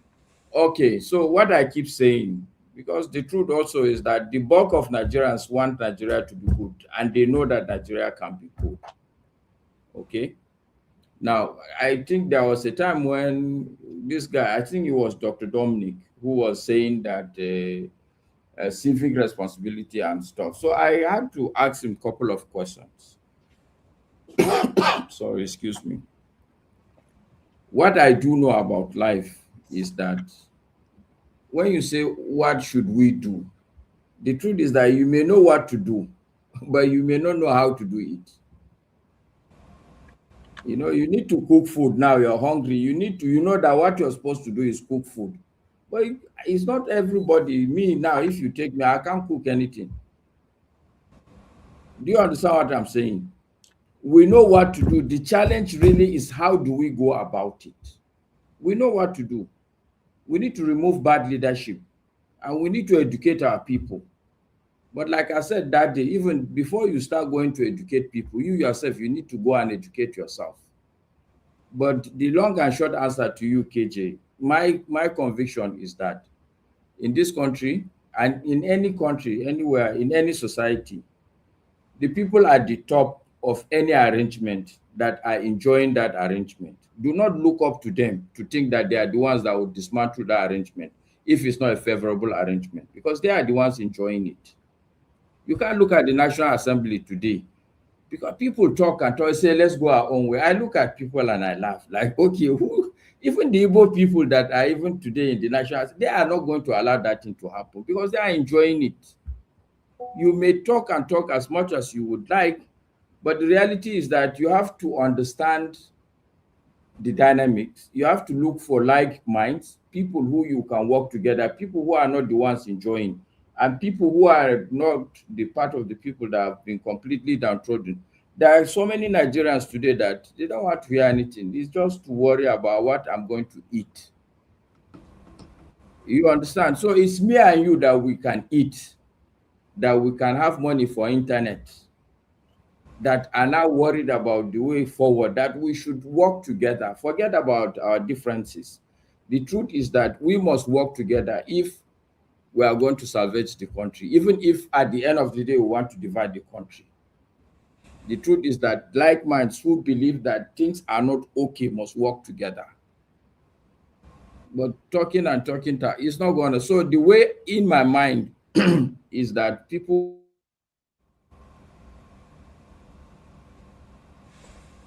All right. I was afraid of that, Should have brought him in since so that his network doesn't have to freeze.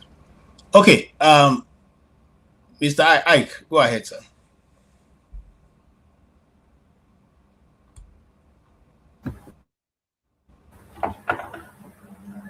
Happy Sunday, everybody. Good evening, good morning, good afternoon, depending from where you are.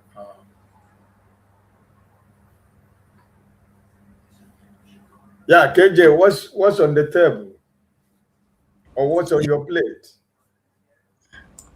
Okay, we're actually discussing the outcome of Dr. Nnaemeka's interview earlier on, and what Okay. yeah. Uh, What's your take?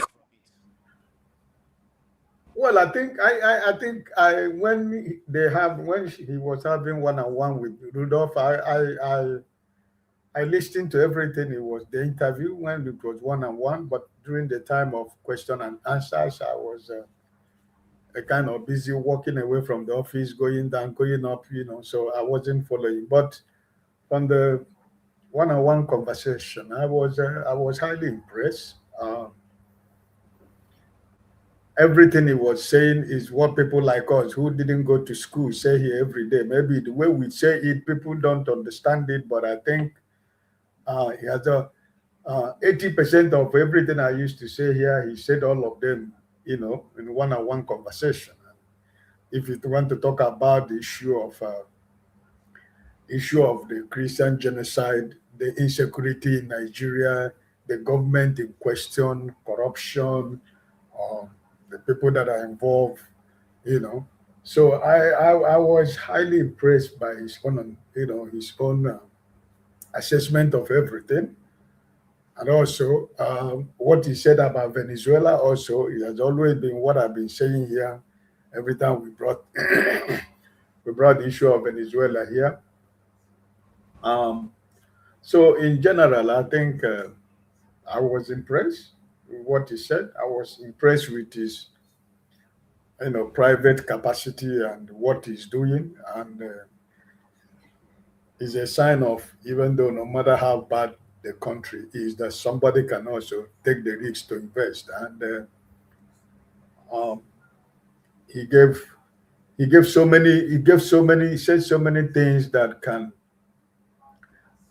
always encourage us, more especially we from the southeast. He gave some few examples, and I think um, if we have if we have if we have a governor like Alexot in two states in the southeast, I think probably our problem will be lesser. But in all and all,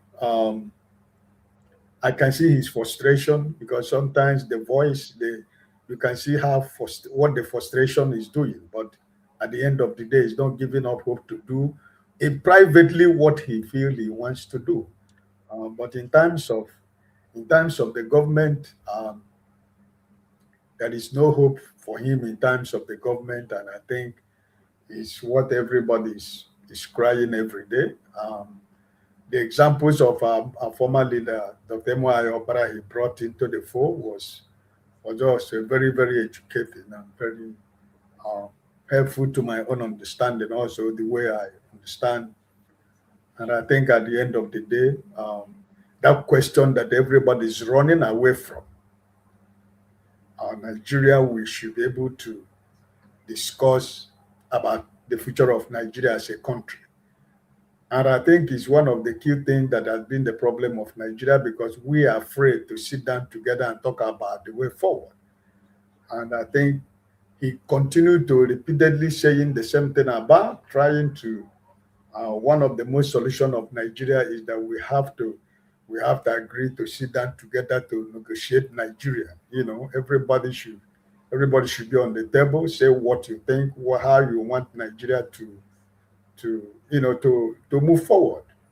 But at the end of the day, the people who are afraid to discuss Nigeria on the round table, they are the beneficiary of the crime and the corruption and the mismanagement and misrule that is going on in Nigeria. So, but I think at the end of the day, we will continue to keep trying. We will continue to keep talking. And I believe that someday, sometime, Nigerians themselves, because he said something which I always say here, power belongs to the people. And until the people themselves decide that enough is enough. I think that when Nigerians stop doing content creators they do online, sharing their private part and shaking their back and front, and because that's what taking over the internet and the space. I'm not saying that somebody should not make money with whatever he feels that the God-given talent he or she has, but I think the generation of today are more concerned with watching TikTok and the other things. They only remember they have a problem when they say that when the government increase school fees, or when there is a scarcity of when they increase the price of transportation. That's when they remember, oh, we have a problem. But even as much that there's something to talk about on TikTok, on Facebook, on YouTube, they don't care. They are busy enjoying the human show we do on TikTok. So I keep saying that Nigerians themselves, until when they say that enough is enough, because these people who has hold all of us down here, they're not up to 1 million, and if a population of 250 million cannot subdue 240 million people, I think all of us are guilty of the same problem. So at the end of the day, I enjoyed him. He's in his own field. He understand what he was talking about. And like when he said he talked about the governor of Imo State, that he just wake up, in every situation, somebody will always say there are people who will disagree with you what you feel about Hope Uzodinma of Imo State, but there is nothing for me that Hope Uzodinma has done in Imo State for 8 years. So doesn't matter whatever he says about the governor of Imo State. I'm not interested, because the people, the young boys and girls who has left the senatorial zone where he come from Oru or Suto or local government, people, young boys and girls who have been killed because of his style of administration in Imo State, and people who have lost millions and millions of businesses. I cannot forgive him, because there are so many things he did in the local government where all of us come from, including himself. So, but history will judge at the end of the day. So, all right, nothing is good. Okay, thank you. I like the last part which you concluded, and that's why we will just urge Zokalo back to Igbere come 2027. Such people have nothing to be forgiven about. They should go back to their community. When you come, Igbos have a proverb: Otonye anetiri ọha aka. So when it gets to the point where you decide that means you have become a witch, and witches don't live in our communities. We expunge them from the community to go and look for where they will live. You don't come and hold the community down because you're a witch. No, you go to where witches live and go and live there. All right. I haven't said that. Sorry. The worst part of all these things we are talking about, in Osun, or where Hope Uzodinma come from, when he goes away from the government, that he's not going to retire in Osun. He will go to live in Abuja. He will not go to his town to live. But he were governor for 8 years.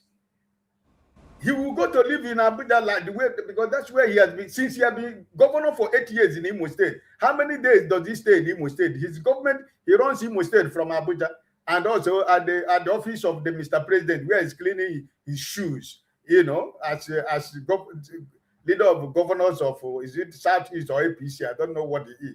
So All it's the right. same thing. Thank you. If you have served your people well, you should be fond enough to go back to your village. That's why Yes, they sir. don't have Mr. Peter Obi. Yes. Anywhere Mr. Peter Obi goes to the governor of Anambra State is a problem. Mr. Obi, Yes. even Mr. Peter Obi going there through the back door, they will discover him. And when they go, hey, the former governor of Anambra State is here.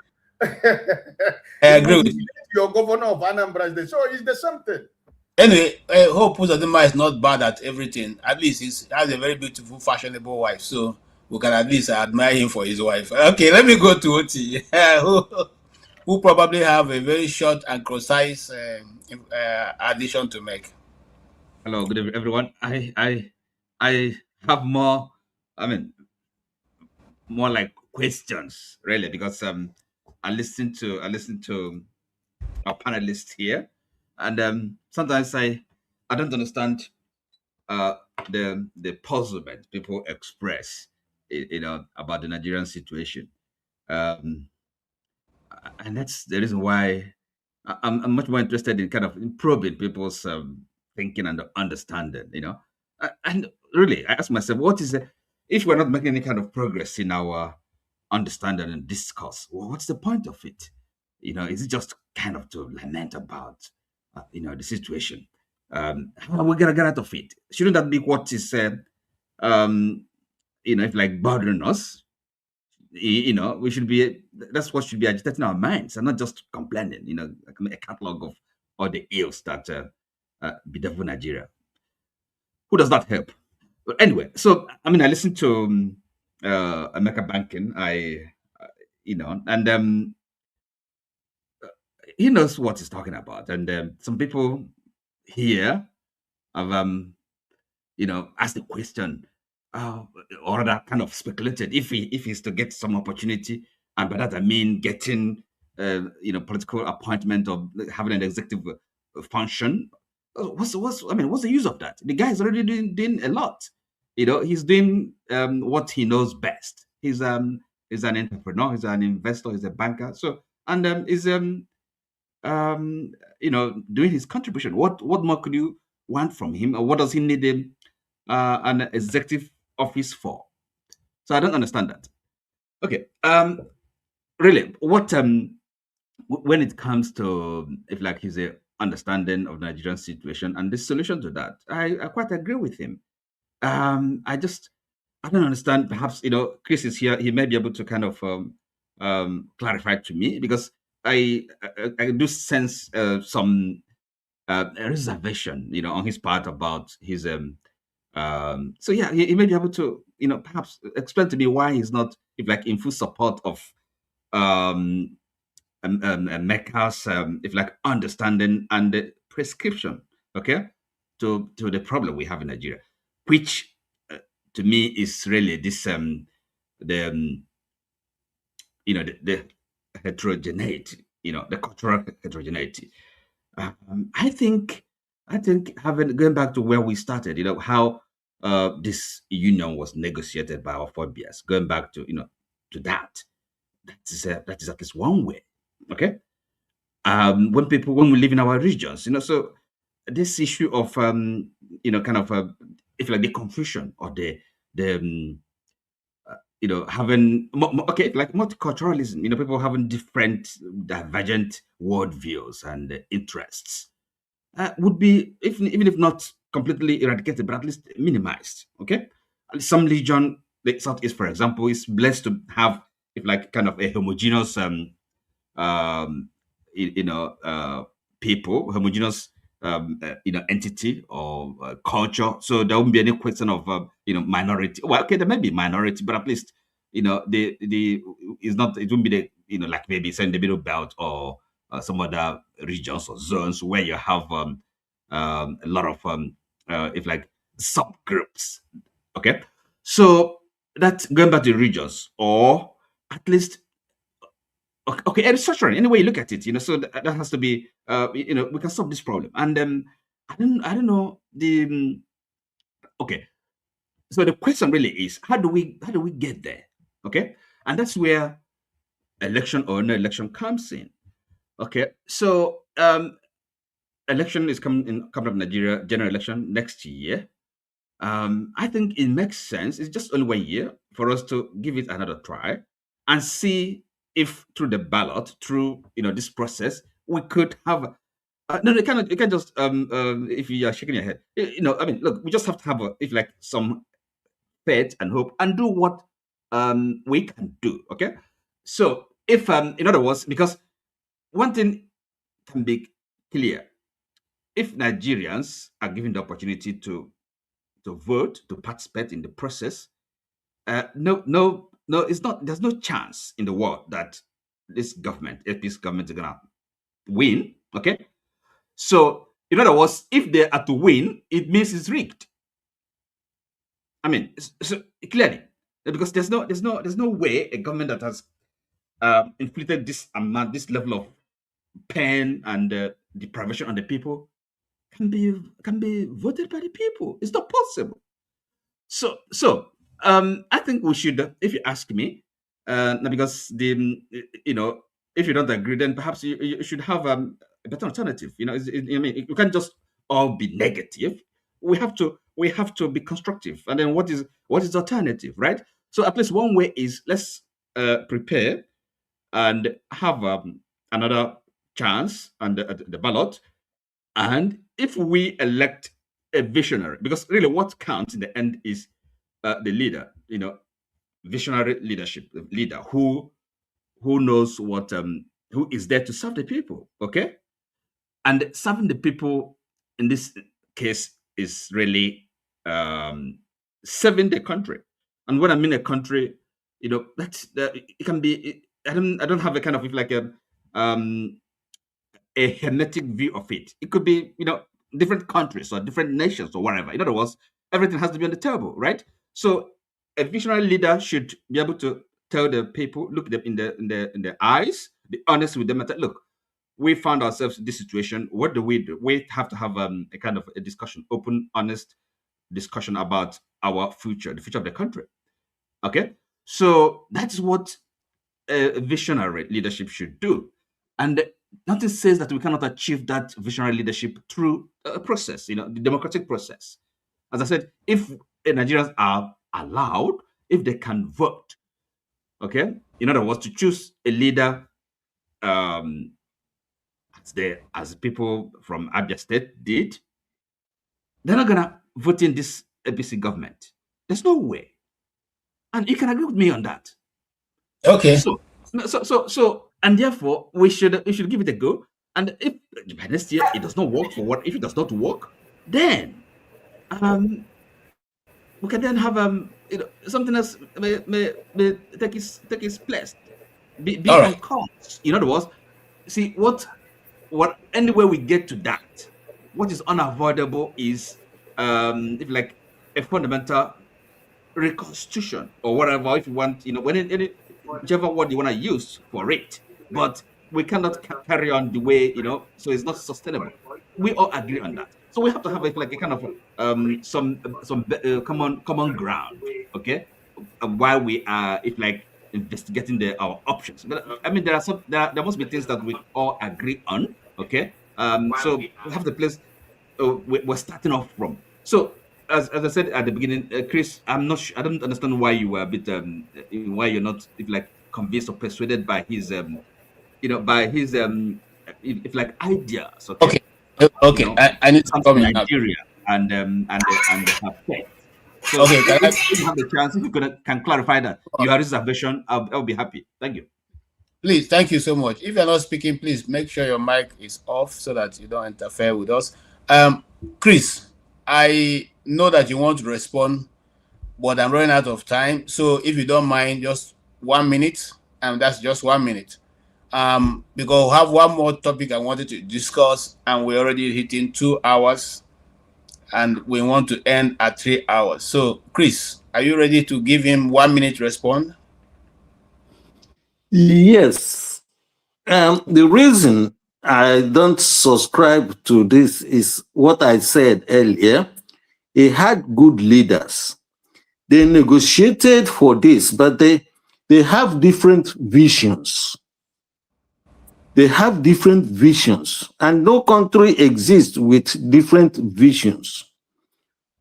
The vision of Sardauna of Sokoto is to conquer Nigeria, which they have been doing systematically over the years. Now, the vision for Awolowo is for them to sit side by side. You know, everybody should stay on their own. If there is anything, you know, somewhere that needs to be shared, it can be shared.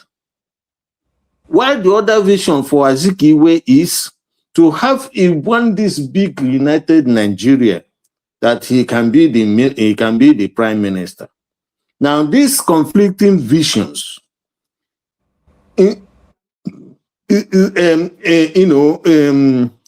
selfishly, they agreed, you know, to put Nigeria together.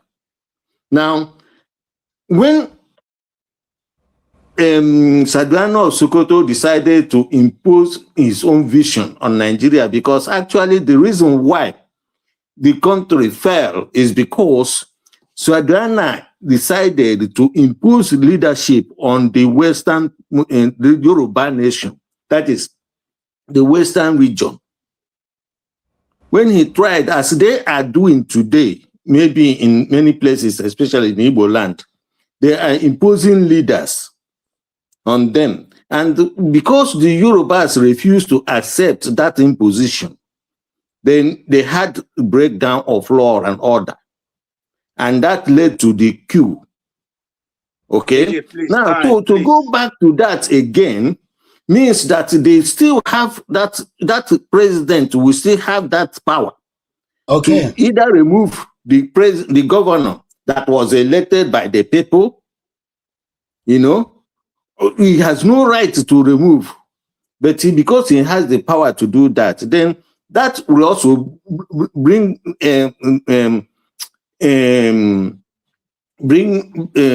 breakdown in law and order.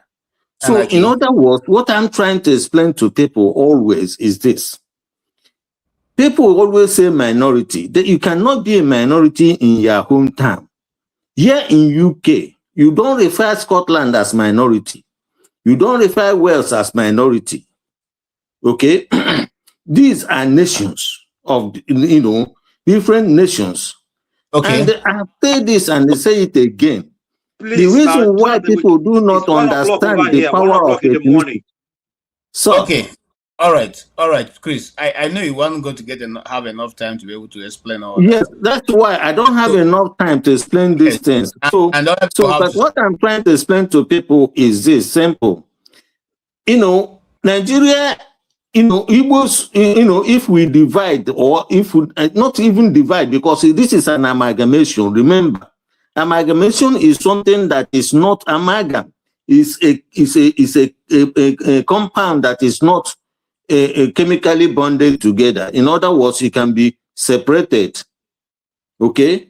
And the reasons why it was created in the first place wasn't for the good of the people. So okay. I can't see. I initially said I was going to give you 1 minute. We're taking up to 3. Anyway, so I just want to end here. So just, you know, I will have to leave. You know, right. So I hope sometime I will have time to explain this properly for them to understand. The issue of amalgamation, because you just triggered my fancy right now by saying, you know, it's a compound that cannot be put together. So, and the right word used so far is amalgamation, and I don't know why we are so emotional about what God didn't create. Anyway, let's move ahead.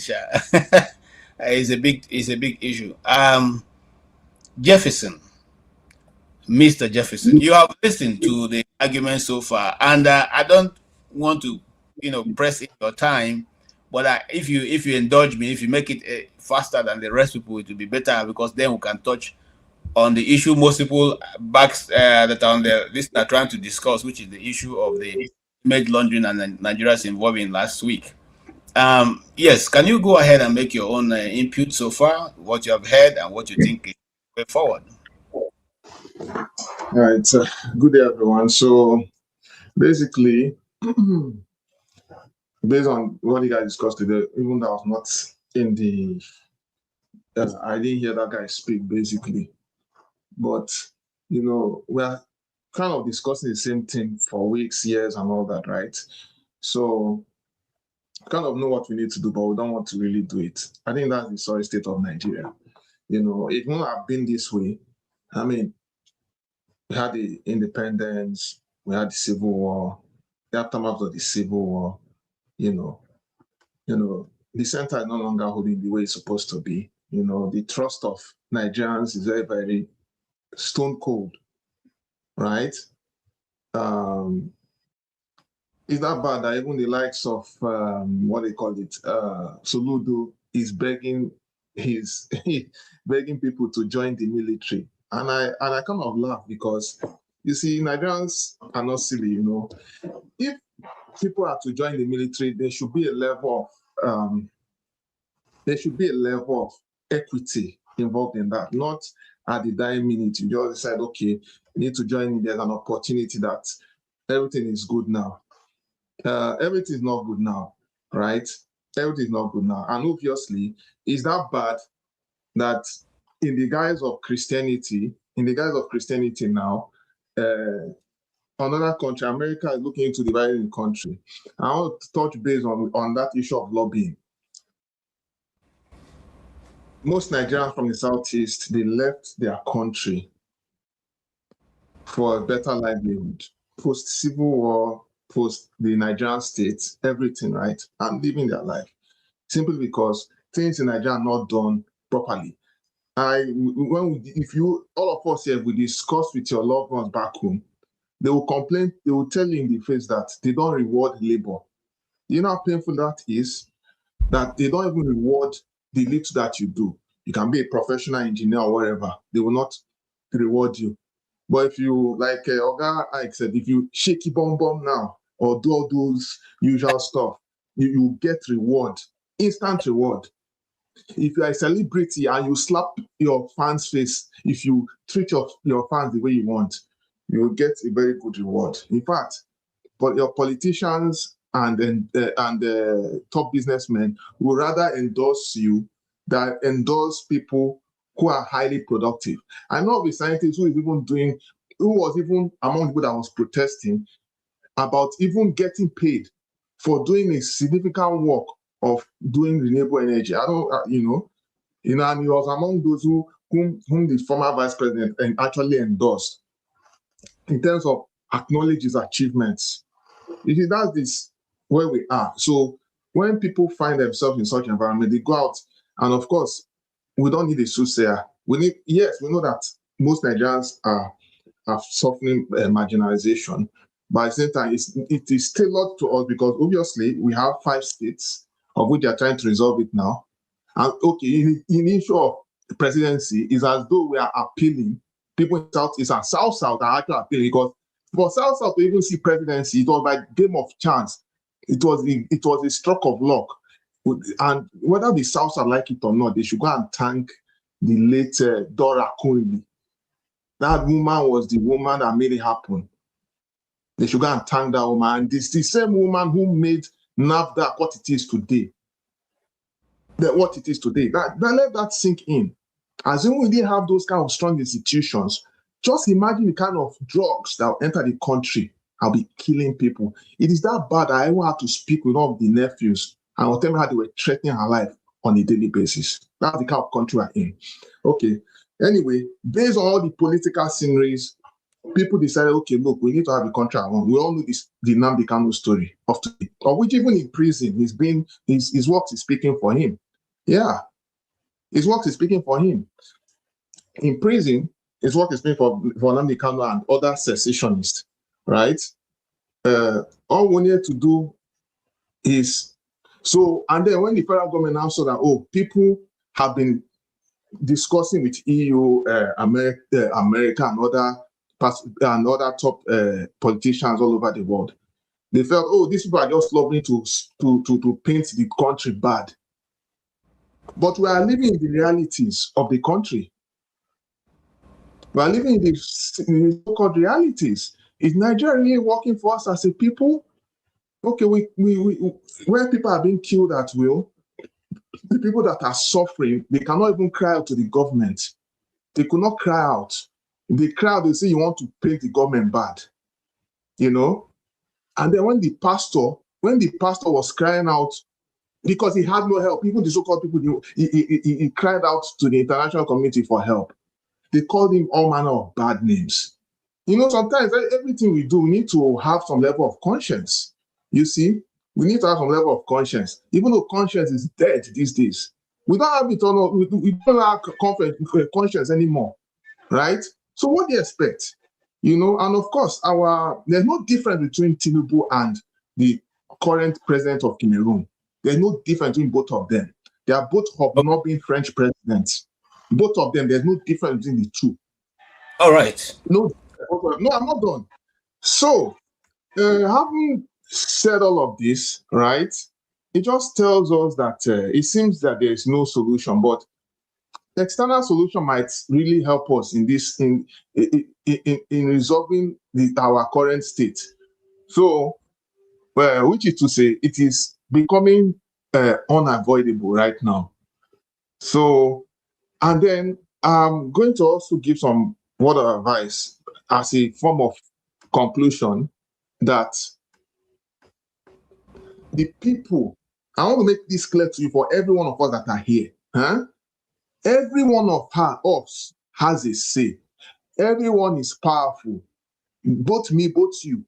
Just the small words that you say has a lot of significance. Whether you believe it or not is your business. It is your own business. But everybody's words have power. We need to say, when you are now saying that, Tinubu, he has the judiciary, he has that. Which judiciary does he have? Okay, then let's go. Hold on, it's just people's declaration. It's just people's declaration, and it's over. It is over for them. Okay, I have the power to think. You think they seriously have power? Or is it because they have police, army, and everything? Let me tell you something. These people, they don't have it. We are the ones giving them power. They are the only ones that can do everything. Until we understand that we as the people have the power, we're not going to go nowhere. I'll give you a fact. Like, look at what's happening in Iran, for instance. In Iran, right? With all the oppression they are facing, they are saying no. That enough is enough, that we need to do something different. So that's why even when they off the internet, the people are still pressing to the point that the foreign minister and co, they are afraid.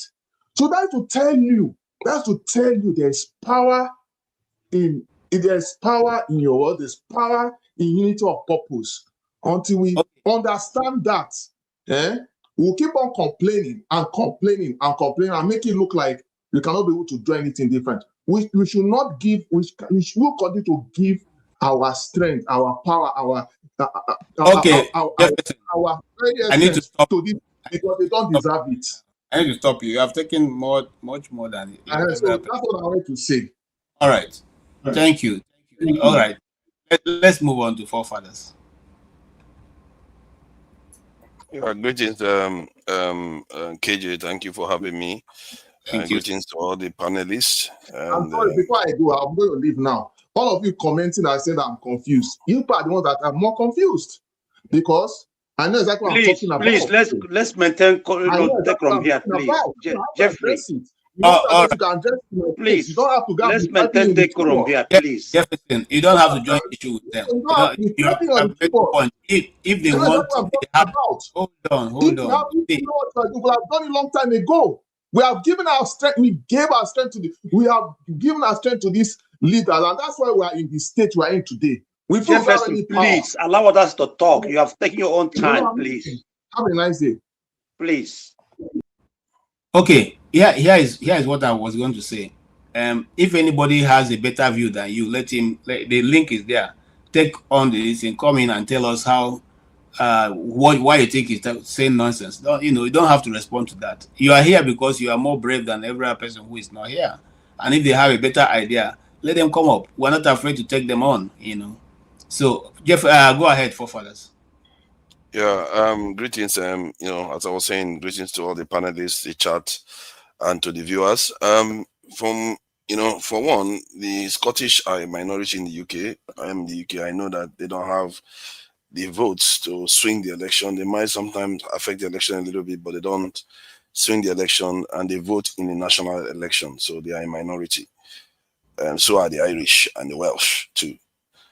Even if they are their own nations, in all the ways that matter for them to be a nation, the states in Nigeria have similar powers. I don't know why we say these things.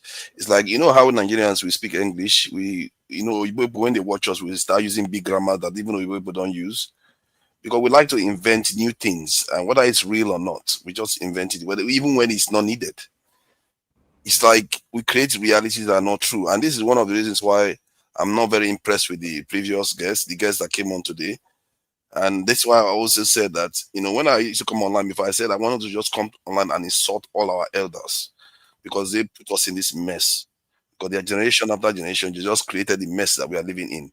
Vulnerable, poor, destitute, all of us travel overseas all the time. People did it. The elders did it. They are the failure. They put us in this situation. And we too are carrying their mess and want to do more for them. And hearing him speak reminds me why I said anybody over 60 should not run for president. I'm beginning to think that even 50. Because there's something about all that is just totally damaged. You can't see it straight. We really can't see straight. 1 minute we'll be saying something this way. The next one it's like contradiction everywhere. There's no consistency. Why is that? We ask ourselves, 1 minute one person will be for sovereignty, the next minute they will be for kidnapping presidents. The next minute you will be for power of the people. Then next minute you will be for a draconian dictator. It's like, why is this inconsistency? It's like, how do we hold all these multiple ideas in one head? And you wonder why the country is in chaos. You want to be consistent, you are consistent. If somebody says it's good for you to have security in your country, and someone like Soludo says it's good for the Southeasterners to join the military, why are you against that? Okay, Godfather, can I just ask you one question? What don't you agree with what the guest said? If you can just articulate it so that everybody can understand. You cannot just say you don't agree with everything. You don't agree with everything, or you agree with some portion, or what is your No, anger? no, no. I can't disagree with everything. I cannot completely tell. So, what say are the lies. areas you disagree with? Okay, let me highlight one of them. He was for sovereignty of the people, but that's the people generally. And then he went on to say it's okay for the Venezuelan leader to be kidnapped from his country. And he forgets, one of the things he didn't even care to check is that whom are the main constituents of that leader? The constituents of that leader are the poorer people of that country. It's like Shore winning election and they come and kidnap him. Shore says it's for the masses, it's for the poor people, they come and kidnap him from Nigeria. And fellow Nigerians are supporting that person. It's like, how do you know? Like, the people that you are supporting are like Tinubu. That's why Tinubu is their friend. But it's so strange the way we analyze things. It's like we invent new realities in our head because of our biases. Because we like Trump and we like the idea he kidnapped people. So we just create new realities. We forget that the people this guy is representing are the poorest people in that country. Can I ask you a question? You live in England, right? Yes. I'm expecting, when will you discuss the Muslim takeover of England in this program? You know, a lot of Muslims don't like me because when I start questioning them on their own attitude too, because I see that I just asked the question. When will you? I can discuss that. If you want to discuss that in a different topic, I'm not running. No, why would I run away from that topic? You know why I asked that? Because you are quick to bashing America. You are quick to saying all kinds of things, but you're not even discussing the place where you are living, where the system is already being taken over. Is that not being, being outside and leaving your own house? You're not defending America now, so No, you, I'm you, not. have, you have changed countries now. As a curious, person, I'm just asking, when will you? So put that in mind. You may not want to discuss it now, but we're looking forward to when you come and discuss what is happening there. I just don't want to discuss. I thought nobody's interested. Go ahead and continue. I just want. Let's continue. It's 1 o'clock over here. I want to say my last comment. UK is not exactly the most interesting place at the moment. But so if you want to discuss it, you can discuss it. Okay, no, I'm just asking you to put it in mind. Go ahead. Okay, so as I was saying, it's like we invent our own realities. We are too inconsistent. Like when Soludo said that Southeastern people should be joining the military. Yes, it's a good thing. If you want security, you want to have a say in the security forces in that country. As a matter of fact, the most powerful thing the Southeastern people have done since the creation of Nigeria is being able to be everywhere in the country. So why would you tell them not to join the military? Why would you disempower your own people like that? I don't understand the kind of some of the advice they give their own people. It's like, are you trying to impoverish your own people, or so that they don't have power in an influential institution in the nation? Okay, They can I should answer that join the question? Yeah, military. I don't want to stop you because I want to rush to another topic, but you're Change answering your very well. observation. Change your observation. Please, Come on. please. Hold on now, bros. Hold on. You know why that? Because from history, the Middle Belt people fought the Civil War on behalf of the North. But now the Middle Belt is suffering all the whatever that's going on right now in Nigeria. And they don't have anybody to defend them. So now we already have suffered our own. And now the people who are being massacred in the North, especially the soldiers, are all from the Southeast, majority of them. So do you want us to encourage our own people to still join the army and be sent to Sambisa Forest? That's what You why see, the youth. I'm coming. That's why the youth of the eastern Nigeria will not join the army. this is what I'm saying. We invent our own realities. No, we don't. Everything If you you just want, said just now is not hold accurate. on. If you want me, I can send you or a story that was threaded for so long, even went to Brekete family, of a young man who was the only son of his father that was killed, mysteriously, just finishing the NDA. Was one of the best officers there. Okay, and you know of the young lady who was the young 27 years old pilot. The helicopter pilot who was killed in the barracks. Okay, after she had done a great job, she was posted, and the day before she left, she was run down by a friend of hers who said he was reversing to give her a lift. He ran her over, and she died. Till today, there's nothing came out of it. And the second reason that people who investigated found out was that she was decimating the Boko Haram group. She did such a good job that they wanted her out. Okay, these are things that are in the news, and I'm not making them up. Her name is a little Yoruba lady. She was posted out of Kaduna, but the day before she left, she was run down. Nothing came out of it. I know about the lady, and So then, what is that not reality that no, are on but it's not ground? reality now. It's because the truth is that there are other people too that are falling for this insurgency that's going on in the country. Like an example is the one that happened in South, where military was attacked. If you look at the names that showed up there, many of them were northerners, some of them were southeasterners, from different parts of the country. When I went to Kaduna myself, I went to this base. The person I met there was an Igbo man.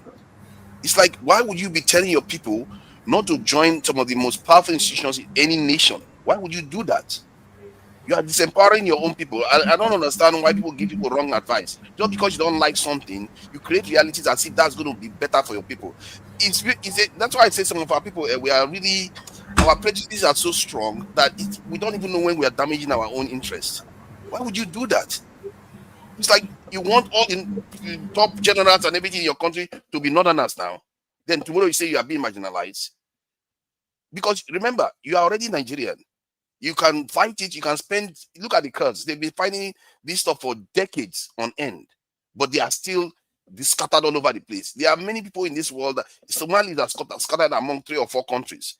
It's not only you guys that are experiencing this thing. And you have to, as a man, be strong enough to resist the temptation to be this biased. Focus on what is actually going to yield good results. There is nothing wrong with the joining the military. There's nothing wrong with this participating in the state that you are in. You're already Nigerian. It's like me saying I'm not a human being. Hey, I can say that all I want. I can spend all my life fighting it, but I'm still human. That is the reality you are fighting. You are still Nigerian. What you want to do is engage with the country you are in a productive manner to change it. Not because you say, oh, some northerners are super powerful. What kind of power do they have? Look at their place is highly developed. All the matrix, if you look at all the matrices, the Southeastern people are doing better. So what are you going on about? They too are suffering, just like you. They are worse even. Have you checked the matrix? Go and check all of them. So what I'm saying is that from what I hear from our elders, they poison a lot of young people. Like if you look at Jefferson now, the way he comes and talks, you would think he was there when the Ojukwu signed the agreement that led to war. No, he wasn't there. But they're poisoning the mind of the young ones. The only hope I have for the younger ones is that they can change. The older ones can't change anymore. That is why I think these older ones, they should completely be kept out of policy and don't listen to them. Only listen to history. They are talking about history, but watch out for their biases because their head, something is wrong with their head. I'm telling you, I hear them say that. I'm not even you, KJ, you do it. Like so much inconsistency is crazy. It's okay, really crazy. I'm trying not to join issues with you so that it doesn't look as if I'm. No, but you just said just now that the people that die in the military are mostly Southerners. Jesus, how can we say that? That's not true. It's not accurate. Forefather, you know, one of the things I try is not it to. True? Can we go and find that information and find out whether it is true? Listen. One of the reasons why I don't want to join issue because you don't even have enough understanding of the Nigerian history. I bet myself to say that to you. And if you doubt me, let us have a day. We'll have to have me and you one-on-one on this channel and discuss any issue of Nigeria. Okay? I'm putting it on live. I'm telling you that. I okay? would very But much like to. Having said that, let's move on because you're trying to drag on. You see, the thing is this: records are there to show. We're not talking from abstract. The records are there to show. Okay, so but it's not the reason why we are here today. Let us move to why we're here today. Further, don't go away. You're still on this. I think Opara has a question. I just want to say goodbye. I want to do 1 or 2 minutes. Okay. Ask yourself, the Northerners that have more military officers in Nigerian military, is Northern Nigeria to do safer than other places in Nigeria? So asking Igbo people to enter, to join military, is absurd for me or for many Igbos, because even when you go there, the biases, the discrimination against Igbo officers. Get one Igbo officer and interview him, what they are going through, how they are being stepped down, what they are suffering in the army. Go and listen to what General Onyeka said, even how he got where he was in the military. They will never advise your child to enter Nigerian military. Secondly, you see what is happening in Nigeria. Military officers retired. Nobody cares for them. Their pension is not paid. You saw what happened a few days ago when they were begging for food, and you want somebody to sacrifice his child to enter such institution that doesn't care. Look at how they are killing military officers as we speak. What they call General Musa, nobody knows exactly what happened. It was in Nigeria that the chief of army staff died in air crash. General Buhari was the president. He didn't even attend the burial ceremony. How many should we talk about? And you want somebody, your son, your daughter, to answer such thing? I mean, Soludo has a son. His son is in London. And he's 27 years old. Please let him bring his child. First and foremost, let that child enroll into the military. Then we can start from there. David, what do you call it? David Umai. Same, So why not let their sons join this thing, and others will follow. That is what I want to, Thank you so much. Thank you so much. And I want to add to that. That we have even made concession that Soludo's son can bring his bag. We will allow him join the army with a bag that he's carrying up, and he doesn't have to leave the bag in London. So we'll give him. I think that's Soludo's son. Yeah. We'll give him the bag. We'll allow the army. In fact, we can pay for the bag to be accompanying him to the army. Okay, let him take Anambra State concession. We'll give it to him. All right, thank you so much. KJ, can I say something, please? As you leave, thank you so much. Yes, Tony. You know what? I was trying to introduce a new topic, but like we'll not be able to do it. So you guys just make your comment. Forefather have stayed the nest, so everybody's coming in. All right, go ahead, Tony. I'm coming to you after that, Chris. Yes. Yes, forefathers once told me that I should be ashamed that my son is serving in the U.S. military. And I just looked at him, I shook my head. Because that's the dumbest statement That's any not what I human being said. on earth can never say. You're creating your own That's what you reality. said. That's not what I said. No, hold on. That's what you said. That's what you told me. You said, yeah, I just looked at you. Forefather, that is what you said that day. Don't just say that is not what you said. I was here. It is exactly the language that you used. Don't worry, I'll Don't tell say what that is what you said. We can go back to play that video. The most prestigious army in the world. The most prestigious army in the world. Thank you. Thank you, Ike. Tony. Yes. Thank your son for serving the country I live in. Thank you so much. Amen. I don't mean to interrupt you. Thank you, Phil. Let me tell you, my son is an officer in the U.S. military, and he has been to Kuwait. Hold on. He has been to Kuwait. He has been to South Korea. He has been to Japan. He has been to Poland. He has been to Germany on special assignment. I can't tell you what he does for the U.S. Army. He has had over 20 military awards from the U.S. Army. And I'm not just boasting, but he is someone who the military, the U.S. Army, does not want to let go. So when you say that kind of a thing, I just look at you. I don't know if you have a son. I'm proud of my son, and I'm proud that he's doing stuff, for America, and that they appreciate it. Okay, so just as the same way you don't feel proud of being in the UK and working for an Oyibo man. I've never heard you say that you are not proud working for. My son just happened to be in the military. He could have been anywhere else working. But the point that I want to let you know, you have to, I think this is 2026.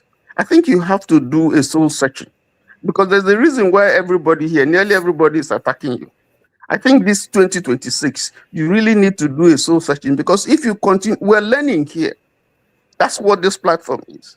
And if you continue to hold a particular view, and I grant you're entitled to your view, and you continue to hold, even when there's superior argument to defeat your logic, you hold it.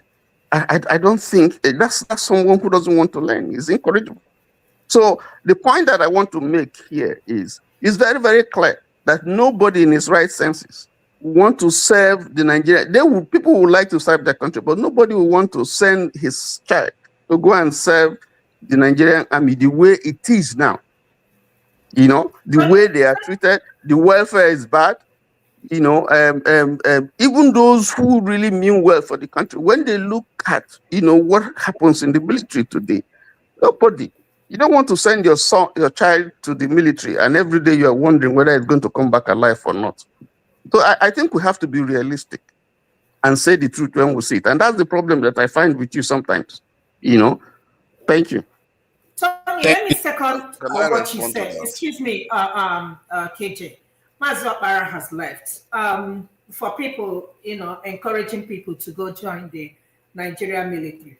Wike's son is there, but he's busy trying to buy a form for his son to contest for the, House of Rep.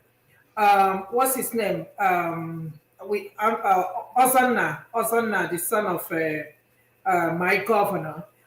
We are talking about also the Ebonyi State, the minister for, whatever, what's his name? The guy's name. Umahi also bought a form for his son to contest for, is it the chairmanship? Chairmanship of the local government. Okay, fine. None of them will join the military, right?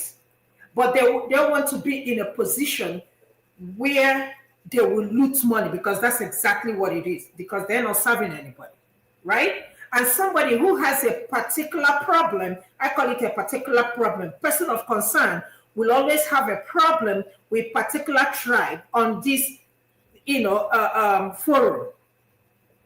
Again, if you don't like Igbos, you don't need to talk about them. And again, and that's what I keep saying, let the Igbos go. So that you people will have your country. Because the hatred, I don't even understand why you hate somebody so much, but you still want the person to be part of that country. Let them go. I will not let my child, any of my relations, serve in the Nigerian military. Never. Go and ask them how much they are being paid.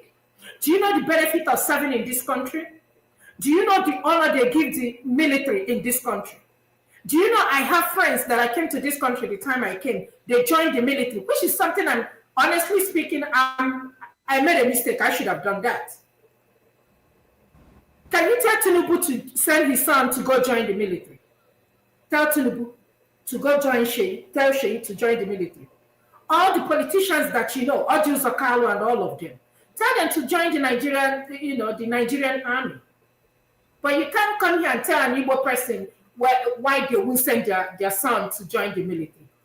Let the Igbos go. The hatred is too much. But you come here again, constantly, every day, talk down on Igbos. Why do you still want to be part of that country? I don't want to. So I'm moving forward. All I want you to do is to start telling your leaders to let the people of Igbos go so that we can have our own country ourselves. And then if I choose to want to join the Biafra, or any of my family wants to join Biafra, they can. Please stop. You don't have to like particular people. But anytime Igbo people are mentioned, you jump on it. You can never find anything positive to talk about Igbo people. Wow. Thank you so much, Ify. And yes. Okay. KJ, can I just speak now? Can I just No, reply to hold this? on. Because I've been able to. Okay, one on this issue of Soludo, it has been trashed easily. People have replied him that, look, Soludo, we love you as our governor.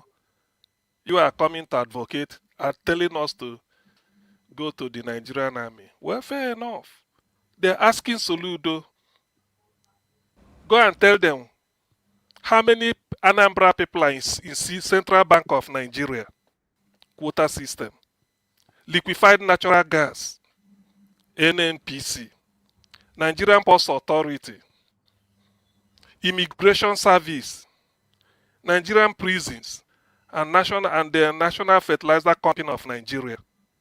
Somebody wrote a letter to him, say we are ready. He said, go and make sure that we covered our quotas there before coming to tell us to go and enter Nigerian army. That's one. Secondly, I want somebody to tell me, because they are not telling them, oh, you are not in the army. Why can't they come and tell us you are not in Central Bank? Anambra, your quota is missing in Central Bank. Anambra, your quota is missing in DSS. Do people not know when Buhari was there, 55 people were recruited from Katsina alone. The whole of Southeast. I don't know whether they're up to 4 or 5. DSS, Department of State Security. Why can't they come and say, look, Anambra, you are missing your quota in DSS? Why didn't they say that? They are telling us Nigerian army, take you to Sambisa Forest and then tell a repentant Boko Haram in the Nigerian army to follow you behind and show and finish you off in the hope that if we don't kill these people, by the time they get their Biafra, they should be able to fight us. Who are they deceiving? You know, when I hear all these things, sometimes I shake my head. I said here, the Englishman said, if you find yourself in a hole, you stop digging. All this wayo they are playing since Amadu Bello time down now, people should be tired of. The generation that are coming now, those born the year 2000, they're about 26 years old. They even know more than me. When we want to discuss Nigeria, when I confront some of them in different social media, they say, look, this is not the night. I can't even believe it. So this is the type of something when all this idea of somebody trying to be more Catholic than the Pope. So suddenly some people now love Anambra more from outside, more than Anambra people love themselves. repentant Boko Haram in the Nigerian army. Who are they waiting for? I mean, all these are trash. We've told All right. Soludo, go and tell them in Central Bank, let us fill our quota. When we fill our number quota in all these establishments with DSS and the immigration, then we can now come, we now go to the army. What nonsense is this? I beg you, Okay. somebody should spare me this. And let me correct one impression. This idea that a state in Nigeria enjoy is like equivalent of Scotland or Wales or England. Please. Sometimes there are things some people say. You even leave what the person said and start to imagine whether the person is a human being. Scotland has their own bank that issue banknote. Bank of Scotland. Can Akwa Ibom issue its own currency? Can Benue State issue its own currency? Can Kaduna State issue its own currency? Scotland is represented on FIFA board if they want to play football with their own national anthem and flag. Where is the national anthem and flag of Edo State? I mean, people should try and this. You see, sometimes Okay. when I see sometimes I don't know whether when I hear certain things. Sometimes I feel ashamed. I don't even want to show my face, but it's Okay. because for the benefit of those listening. Okay. Thank you. It's a shame. Thank you, CM. That was how Nigeria was operated before. There was the eastern region, the western region, and the northern region, all had their own embassies abroad and did their own international connections and all the rest. If that was allowed to have moved on, by today Nigeria will not be where it is because there was a healthy competition for those who want to move forward. Everybody was developing at their own pace, but we decided to turn it upside down. We said that we refused what Ojukwu negotiated in Aburi, but we came back and started implementing what Ojukwu negotiated in Aburi in a different way. So we just found out that at the end of the day we are still going back to that same table. We're still looking for that same thing which was negotiated many years ago, which was refused and rebuffed. But you see, it's not enough for us to waste too much time. I'll give you forefather enough time. I would just like to take a closing remarks because we have run out of time, and that closing remark is just going to be 2 minutes for each person. I'll start from okay. Let me start now because Okay, start, Mr. Ike. Sorry, Chris, I'll come to you after that. No, Chris, stop raising up your hand. You people have been speaking here since morning. Listen. No, I only spoke once. Forefathers, you have invited trouble for yourself tonight, but it is part of what it is. I remember the same day, the same week when we are talking about this is when he said about Mr. Tony. I told him also that the last thing I will ever do is to ask my son to join Nigerian military. He told me that I should be ashamed of myself for saying that I would not allow my son to join Nigerian military. He said the same thing. He used the same word. When I told him that the last thing I will ever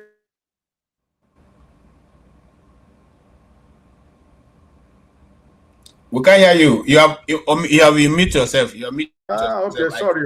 So what I was trying to say, what he told Tony should be ashamed of himself. That's the same thing he told me when I told him that my son would never ever join Nigerian military. He told me in this platform that I should be ashamed of myself that I said my son cannot join Nigerian military. But I took it with a pinch of salt because forefathers, I don't really know, which planet he came from. But at the end of the day, if he's not married, I wish for him that someday he's going to get married, have kids, and he will understand the value of kids and children, but I wish him all the best. But there are certain words when you use it, you don't really, it might be, everybody has freedom of expression. Everybody has his right to say whatever he wants to say. We can agree, disagree.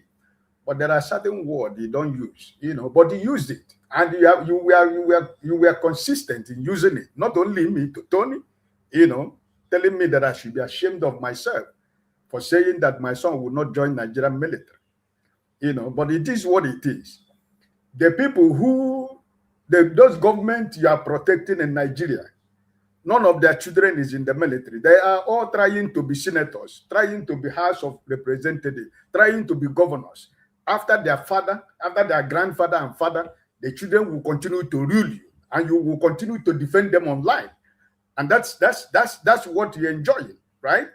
And the practical example of what we just said here is that Wike has been going around with his son, introducing him before the people of River State.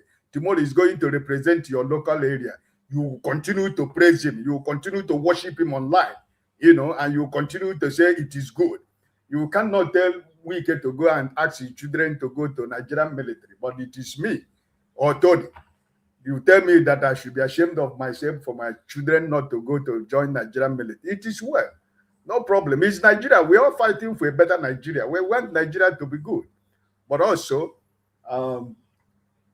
fighting for Nigeria to be good, that is a line. That is a red line that I myself and my family will not cross in order to make Nigeria good, because I never join hand to destroy Nigeria. And I never join hand to to put Nigeria where they are today. So it is well, right?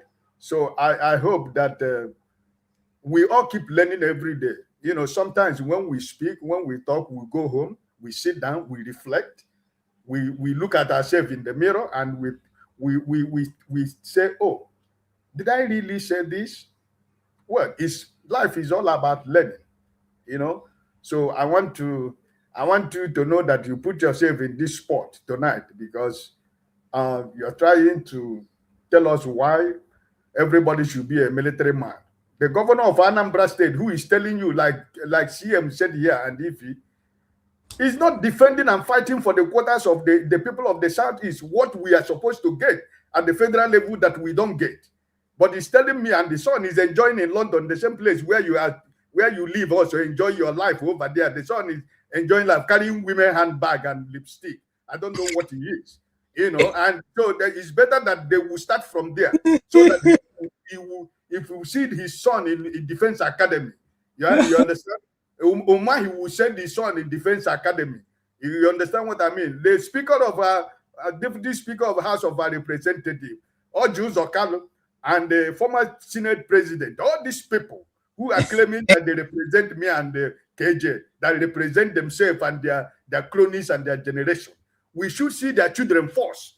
And when we see their children in the Nigerian army, then we'll be bold enough to say, okay, listen, I will convince one of my sons, listen, it's time for you to, go and join Nigerian military, because they have shown me that they want their children to join. If you tell the president to bring Isheyu, you tell Isheyu is old, he cannot join military anymore.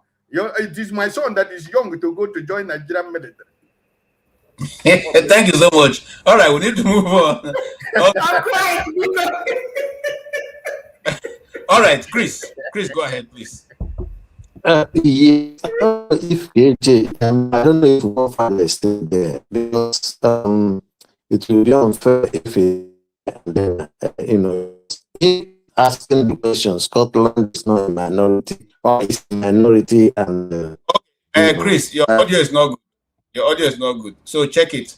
While checking it, let's go to. Can you hear me? Okay, now I can hear you. Go ahead. Okay, what I was trying to say is that since I haven't seen the forefather is no longer there, but I am not being personal. I don't like personal arguments. I like being. Yeah, he has not left. Okay, I like being based on principles. I hate it. I detest the hypocrisy of somebody saying that the white man are imperialists or they are bad, but they are ready to put their life online trying to defend the creation of a white man. So that is what I found very hypocritical. Now, the second thing I want to say is that, if he's listening, Scotland is never, or Wales are never included in ethnic minorities in United Kingdom. These are facts. He can go back and check. The third thing I want him to understand, there's nothing inconsistency in somebody saying that he believes in the sovereignty belongs to the people, and the action of Donald Trump in Venezuela. The people voted. They didn't vote for that man there. It is well known. So if somebody imposes himself on his people, then he's inviting trouble if the people are asking for another people to a neighbor to come to their rescue. So these are it's based on principles. So that is one, and that's on his side. But what I'm trying to say, the frustration I do have is, is in this kind of platform is it doesn't give you time to interrogate issues properly. Nigeria is an amalgamation. I keep on saying it. Now, an amalgam is something that is not, it's a compound that is not bonded by chemically, right? So in other words, they retain their characters, their characteristics. Okay? So, and that means that they can actually leave that at any point to enter into a different reaction if another compound that they can react to it is in place in that particular situation where they are. So what I'm trying to explain to people about ethnicity is very important. Awolowo understood it.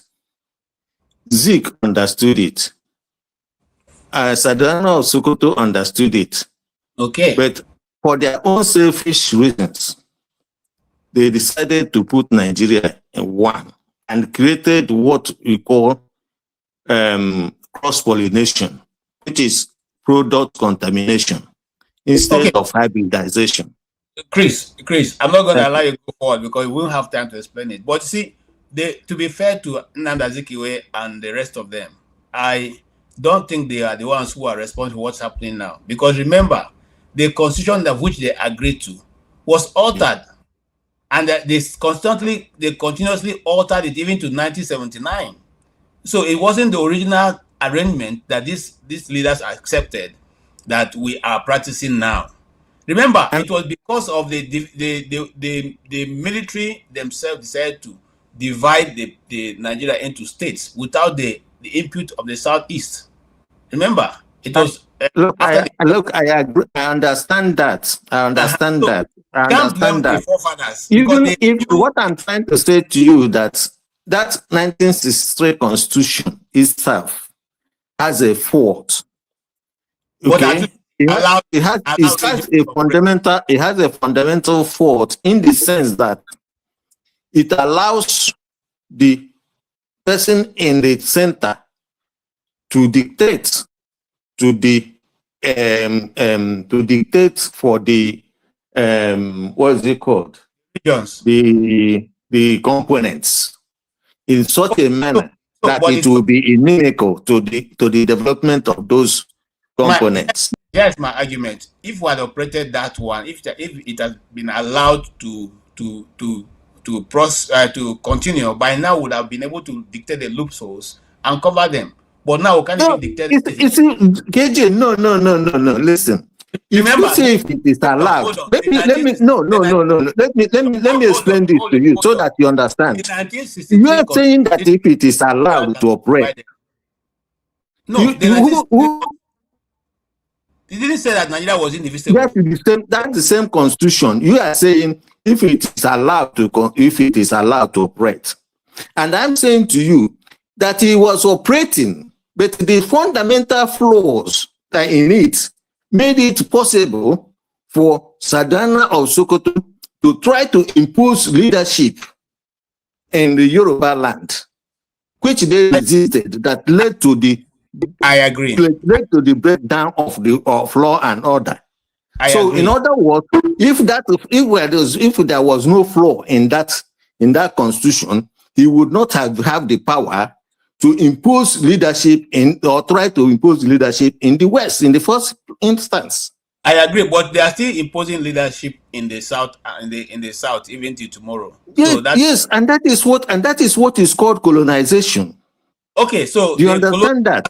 as forefather will not So, like us. in other words, Like what us, they we what now when have colonialism that by black you people to. All yes, right. you So have let's black move. on black colonialism instead of white on white colonialism. Okay, let's move because we are out of time. Really, who is going Anyway, next? good night. Good Thank night, you. everyone. Good night. This topic cannot be exhausted, so we'll come back to it another day because I still have something to ask for father because he's the, the one who is professing these things all this while. Okay, we have spoken to Tony. Has spoken. Yeah, Oti has spoken. Right, CM has spoken. It's Ife that will give us final touch now before forefather, takes on. If you do have more to say, I don't have more to say. I'm done.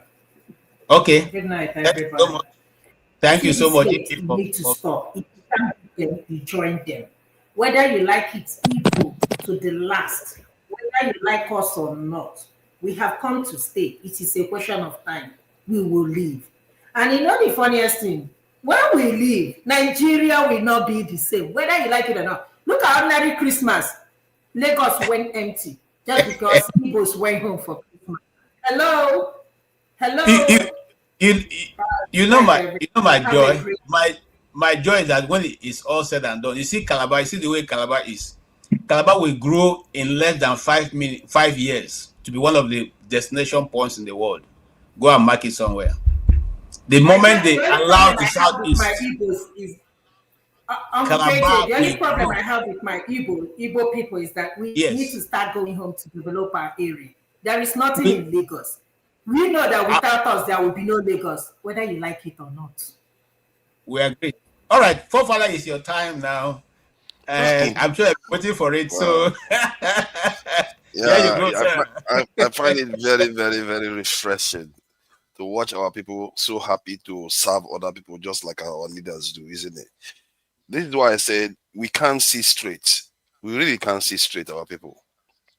They are all you notice what they are saying about my son serving in the US military.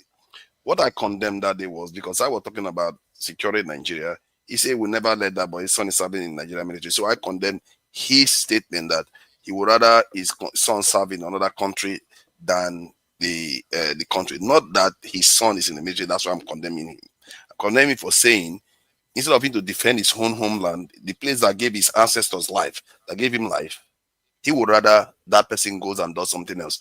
What is the difference between you and Tinubu? Hold on, please. Let me finish. You've Forefather, had your say. You've my had your father say. was killed by Nigerian troops. Don't tell me that nonsense. My father served in Everybody the dies. West African Frontier Force that formed the Nigerian army, and the same army killed him. I mean, God, are you? What is wrong with you? What's wrong See, with you? so if say your God forbid, people go My our town was Nigeria. massacred. My town was massacred by the police. By the Nigerian army. Okay, Go and read the history of genocide in Asaba. can And you I are come? telling me, do you know the pain that you caused me by saying that nonsense? Do you know that? See, Sorry. you are mixing things up. You are trying to No, no, mix no. things up Hold on, that forefather. are I'll not give you time related to at speak. all. Hold on. Please be a bit more this thing with your words because see, my father and my uncles, we lost many people. Okay, there are some of my uncles I never knew because of a civil war. So when sometimes you come and say these things, it doesn't go well with people whose parents took part in it, lost everything. My father became poor because of the civil war. Okay, and he never recovered till he went to be with the Lord. So let's not go that way because some of If us that have was his reasoning, if that was what he said, I would have seen it differently. But that's not what he said. no. He What didn't is say reason? because my parent died in the military, I cannot encourage my No, son it to serve in becomes the an military. emotional. It becomes an That's my emotional point. wound. It's become emotional. It's not rational behavior. I No, no, no, told no. you I would not let my son serve in the Nigerian army. QED. And you just started spotting and saying nonsense. You didn't But ask we're me talking why. about defending the Listen, country. okay, forefather, as much as you want to speak, I want you to be free to talk, but please be mindful of what you say. Go ahead. So my point is that when we do this thing that we do, we are happy to serve foreigners and die for them. What is the difference between you and Tinubu? Is it that he is making money while he's doing it that you are not? Is that the difference? Because in the No, the end, difference is that hold on, he's stealing from the government. He has stolen from the that's what I government. just said. He's That's what I hold just said. on, hold on. He's now putting his son up for governorship of Lagos State. His wife Yes. has been in the Senate. He himself is the president. He has been governor of Lagos State. Is there any industry that we know in Nigeria that Tinubu set up that made him a billionaire that he is today? He's serving the foreign interests, just as we that go to the West and be proud of it and fight for them. No, he's not. If he was serving foreign interests, he would have forfeited money to the United States government. He forfeited money, and he can't come here. If he comes here now, he go to prison. So what are you saying? Really, serving? So you don't think he is? You really don't think? Where do you think he goes all the time? No, listen. He's going to about to go and get treatment. No, let me tell you something.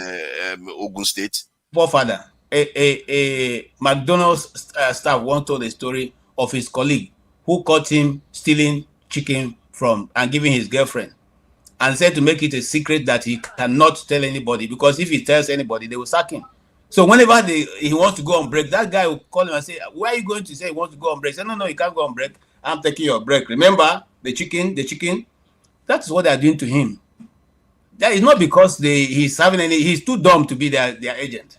It's the chicken that he stole from the service that they are telling him, remember the chicken. So you can't do what you want to do at your own time because you have stolen chicken from the company. And if they report you, you lose your job. So that became a hanging sword over that guy's head until the day he braced up to tell the manager that, look, I stole chicken from here some time ago to give to my girlfriend, and now I want to quit. Thank you so much, and I want to go. The manager said, I didn't even know. You know what? Since you are honest enough to say that, you go ahead and continue to work. Don't do that next time. That is where we need to get to with some of our people. And when we do that, we should collect what they've stolen. We should collect back what they've stolen. 10 Nigerian people can bring Nigerian economy back to where it was. 10. Well, some people are so trillions, and they're still sitting today walking about. The other one is still he wants to contest to be a senator, even after stealing all the money from Kogi State. And what are you saying, forefather? This is what we're against. See, the argument I'm dealing with is about saying that Southeasterners should also participate in the Nigerian security. If you are part of a nation, you don't want to take part in such a pivotal institution, you are committing self-harm. And I don't want to see that. It doesn't help anybody. Like in America now, when you do that, you are honored. Yes, Nigeria, you are not honored. I know about the this in Southwestern lady that I've forgotten her name. I actually made a dedication to her that perished because even Nigeria didn't barely even mourn her. We don't have heroes. Fine, I know all that. But the reason why we are not having those heroes and we don't honor our institutions is because we have chosen that foreign institutions are the ones to honor. And it's funny because just today, many Africans are accusing North Africa of being racist against us. But what is the difference between us and them? We serve foreigners too. We are always too happy to do that. And then we think we are so different. When I tell people that when I look at some of you, you're not that different from your presidents. You are just the same sample that they take from the root and put it in the center. It's not that different. And why are we surprised when you see people going to the center and start behaving exactly the same way? Even Okada men that were elected in the last election, they go in there and start doing the same thing, and we are surprised. Why are you surprised? Because I am watching them here. That is what I'm seeing. You say you don't want to serve your own people, but you are proud to your family and your children to serve foreigners. You forget that the land you are giving up is a sacred, it's something sacred that's actually in your blood that gave your ancestors life. And you're giving, what else is there in this world other than some of all these few things? You give it up to say, go and serve foreigners. And this is what we did before. It never got us anywhere. Your leaders are doing the same thing. That's why they are stabbing in the back, left and right. When I was telling you guys that you are thinking that Trump is going to be against Tinubu, that he's not going to be against him. The next thing that he's working with Tinubu is giving Tinubu weapons and all the rest of it. Because they are all the same. They are all serving the same people. They are all working for foreigners. This is what they do. And we too are also repeating the same mistakes. Personally, sooner or later, somebody has to say no. Who is going to serve our own heritage? Who is going to stop selling our own birthright for porridge overseas. We have to sooner or later stop it. This idea that I hate Eastern, no, you can't even get me to hate. I don't even hate Oyibo people. When I describe Oyibo people here, I'm describing what they are doing to us. Just like when a criminal comes to your house and try to steal, you have to stop them. It's your job to stop them. It's not because a criminal is not going to be criminal. Criminal is going to be criminal. And forefathers, how do we solve the Nigerian problem? How? In what sentence? These are some of the ways, and these are some of the ways I was saying. I was saying concretely, that in one sentence, you should participate. You should put your country no, we are first. participating. That's is part of what we're doing here. But in your mind, how concretely? If you want to see, look at you see that this is security, law and order, and technological revolution. That is our problem. If you fix what does that mean? You fix your security, law and order, and engage in technological revolution. How do you fix the security? 1 or 2 generation? Pardon? How do you fix the security? Okay, I think we need to be I just told you, like Toludo just said, engage, participate in your security, demand security for your country, demand so that your people can go everywhere and feel safe. Our people can't even go out. You know, even the military can even build infrastructure. Military can build infrastructure. Oti, please don't engage. Let me tell you something for further. You see, if it was, I'm glad he's asking for solution, because solution is in the end that's what we need, not grievances. Because I have grievances. Sorry, hold on. Excuse me. How is it that it's only you that have this solution? I mean, of all the people that have discussed Nigerian problem, experts and non-experts, including those of us on this panel, and quite genuinely trying to find a solution, a workable solution, right? Because we understand the problem of incongruity. The difference. Okay, hold on. Excuse me. Hold on. Excuse me. I need to shut down. You can't avoid what it. Sorry, I enjoy talking to. Hold on. Excuse me. Today again, we have a new term, amalgamation. Amalgam. That was not something not integral, not uniform. Okay, not natural. Okay, and it doesn't mean anything to you. All those failed. It failed woefully. Above your head, or it doesn't mean anything. We heard about amalgamation and it failed catastrophically. Sorry? It failed catastrophically. We had amalgamation once. Failed. No. It failed catastrophically. Look, what the amalgamation we're talking about is the entity, the corporate existence of this is not, in other words, it's not something that is natural. Okay. So natural. Nuclear weapon is not natural, yet we have to deal with nuclear weapons, don't we? Excuse me. Okay. You have to confront the world you live in, otherwise we are dead, though. We are dead. Sorry, excuse me. You have to confront the world you live in today. My initial point to you is that of all the people, you're the only person, of all the people that come to this panel, of all the experts in Nigeria talking about the Nigerian problem and the question of restructure and structure, it does not mean anything to you. You are the only person that on this issue. I am right, and maybe I'm not the only person saying right. it, but on this platform, on this issue, I am 100% right. No matter what system you go into, it's so right that even if you go into dictatorship, even if you go into democracy, if you go into confederation, if you break up the country, whatever you do, this solution still remains. If you don't do it, your country will fail. But you have to have a country. That is how much I've on that basis. We need to say goodbye. It's not going to end. There's used to be a music we listen to those days when we are still in the world. It's called "And the Beat Goes On." The beat never stops. It continuously to sound even after the disco is over. So today that will be the concluding part and the closing part of this very heated up argument.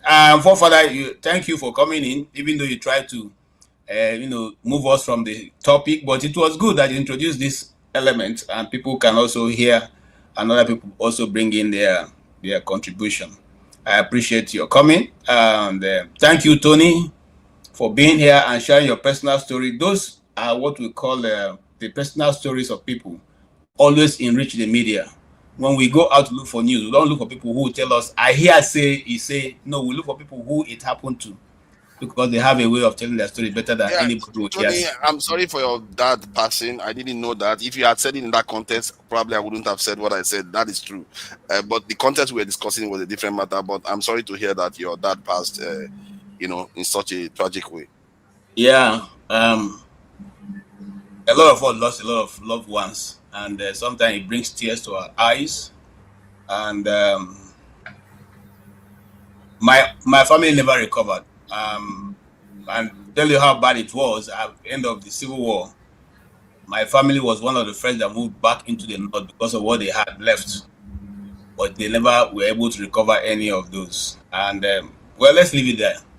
That is history now, and the annals of history will always have that. Thank you so much, CM. Thank you for your wealth of not only knowledge but experience also, and good storytelling. Thank you, OT, for being very, straight to the point. You don't waste time with words. You are the real true story. The Bible says, "Don't waste your time speaking, empty words. Just say what you need, and that's it." Thank you, Mr. Ike. We appreciate you guys. You're always here whenever the door is open, and we appreciate your time and your treasure, because this time will never again be repeated in history. And so it's been spent today discussing the issue of Nigeria. Just in case anybody doesn't think we are contributing, this time of our life have been spent discussing Nigeria, and that is part of our own national contribution. And those of you who are on the keyboard, you are also contributing immensely to what is going on. The discussion will not have meaning if you are not there. So I want to thank all of you who have contributed today, and that will go to Yako. Tope, thank you. One man went to more. We appreciate your contribution to us to be able to run this channel. Oriako Tope again, thank you so much. We appreciate you for also what you are doing for us, not only contributing but also part of those controlling the backstage. Thank you. Thank you, Ifi. Every one of you, they're so numerous, I cannot mention everybody. Boom Boom Ray and all that. Tope, Boom Boom Ray, and all the people who have made contributions. So many, I can't call all of you because I've run out of time. God bless you. Really, truly appreciate all of you. We will be here again. And like Forefather have said, we are going to find a day to discuss this issue of image laundering, whether it is good for us or it is not good for us. I have a friend who has made a very useful video that we can use as a point of discussion. But until then, thank you all, and that will be it for today. Every single one of you is appreciated and welcomed. And that's it. We have been able to trash this to a point. Remember that these views canvassed here today are our personal views. We're not here to attack any government or anybody, but we are speaking what the ordinary Nigerian in the street will be speaking. And our own duty here is to bring it to the fore, to the general discussion of other people. And that's what this stands for. And we will still be here next week to discuss again a different topic, because Nigeria now seems like 1 week, one trouble. I don't know how many of you read that book, but that's where we seem to be going. We appreciate you. We appreciate what everybody is doing. Dr. Nnaemeka today, he was able to really give us a blow-to-blow account of what is going on in the agricultural industries in the southeast, for which he's a very good participant. Talking to him was like talking to Professor Chidod Nkanu, who tells you without any fear of contradiction. He doesn't care whether you like to hear it the way he puts it or not. So he just tells you, and that's the truth. And we appreciate such people who make such contribution, especially if they're from the southeast. Remember, I say on this channel, before now, we know the talk. There's a Igbo adage that says that as long as the story is being told by the hunter, he will always be the hero. Until the day you hear from the lions, that's the day the story changes. And so that's why we have come to, as Nigeria is today, the southern eastern people, and indeed the whole of the minority tribes have dared to speak out. And we're here to capture what they will say. Someday, I will bring somebody from the Middle Belt here to tell us also the Middle Belt story, or somebody from the Plateau State, or somebody from Kaduna State, to give us their own version of what is going on in Nigeria and what they think should be the way forward. And until then, I'd like to say thank you very, very much for hanging out with us today. And God be with you all until we meet again. Good night.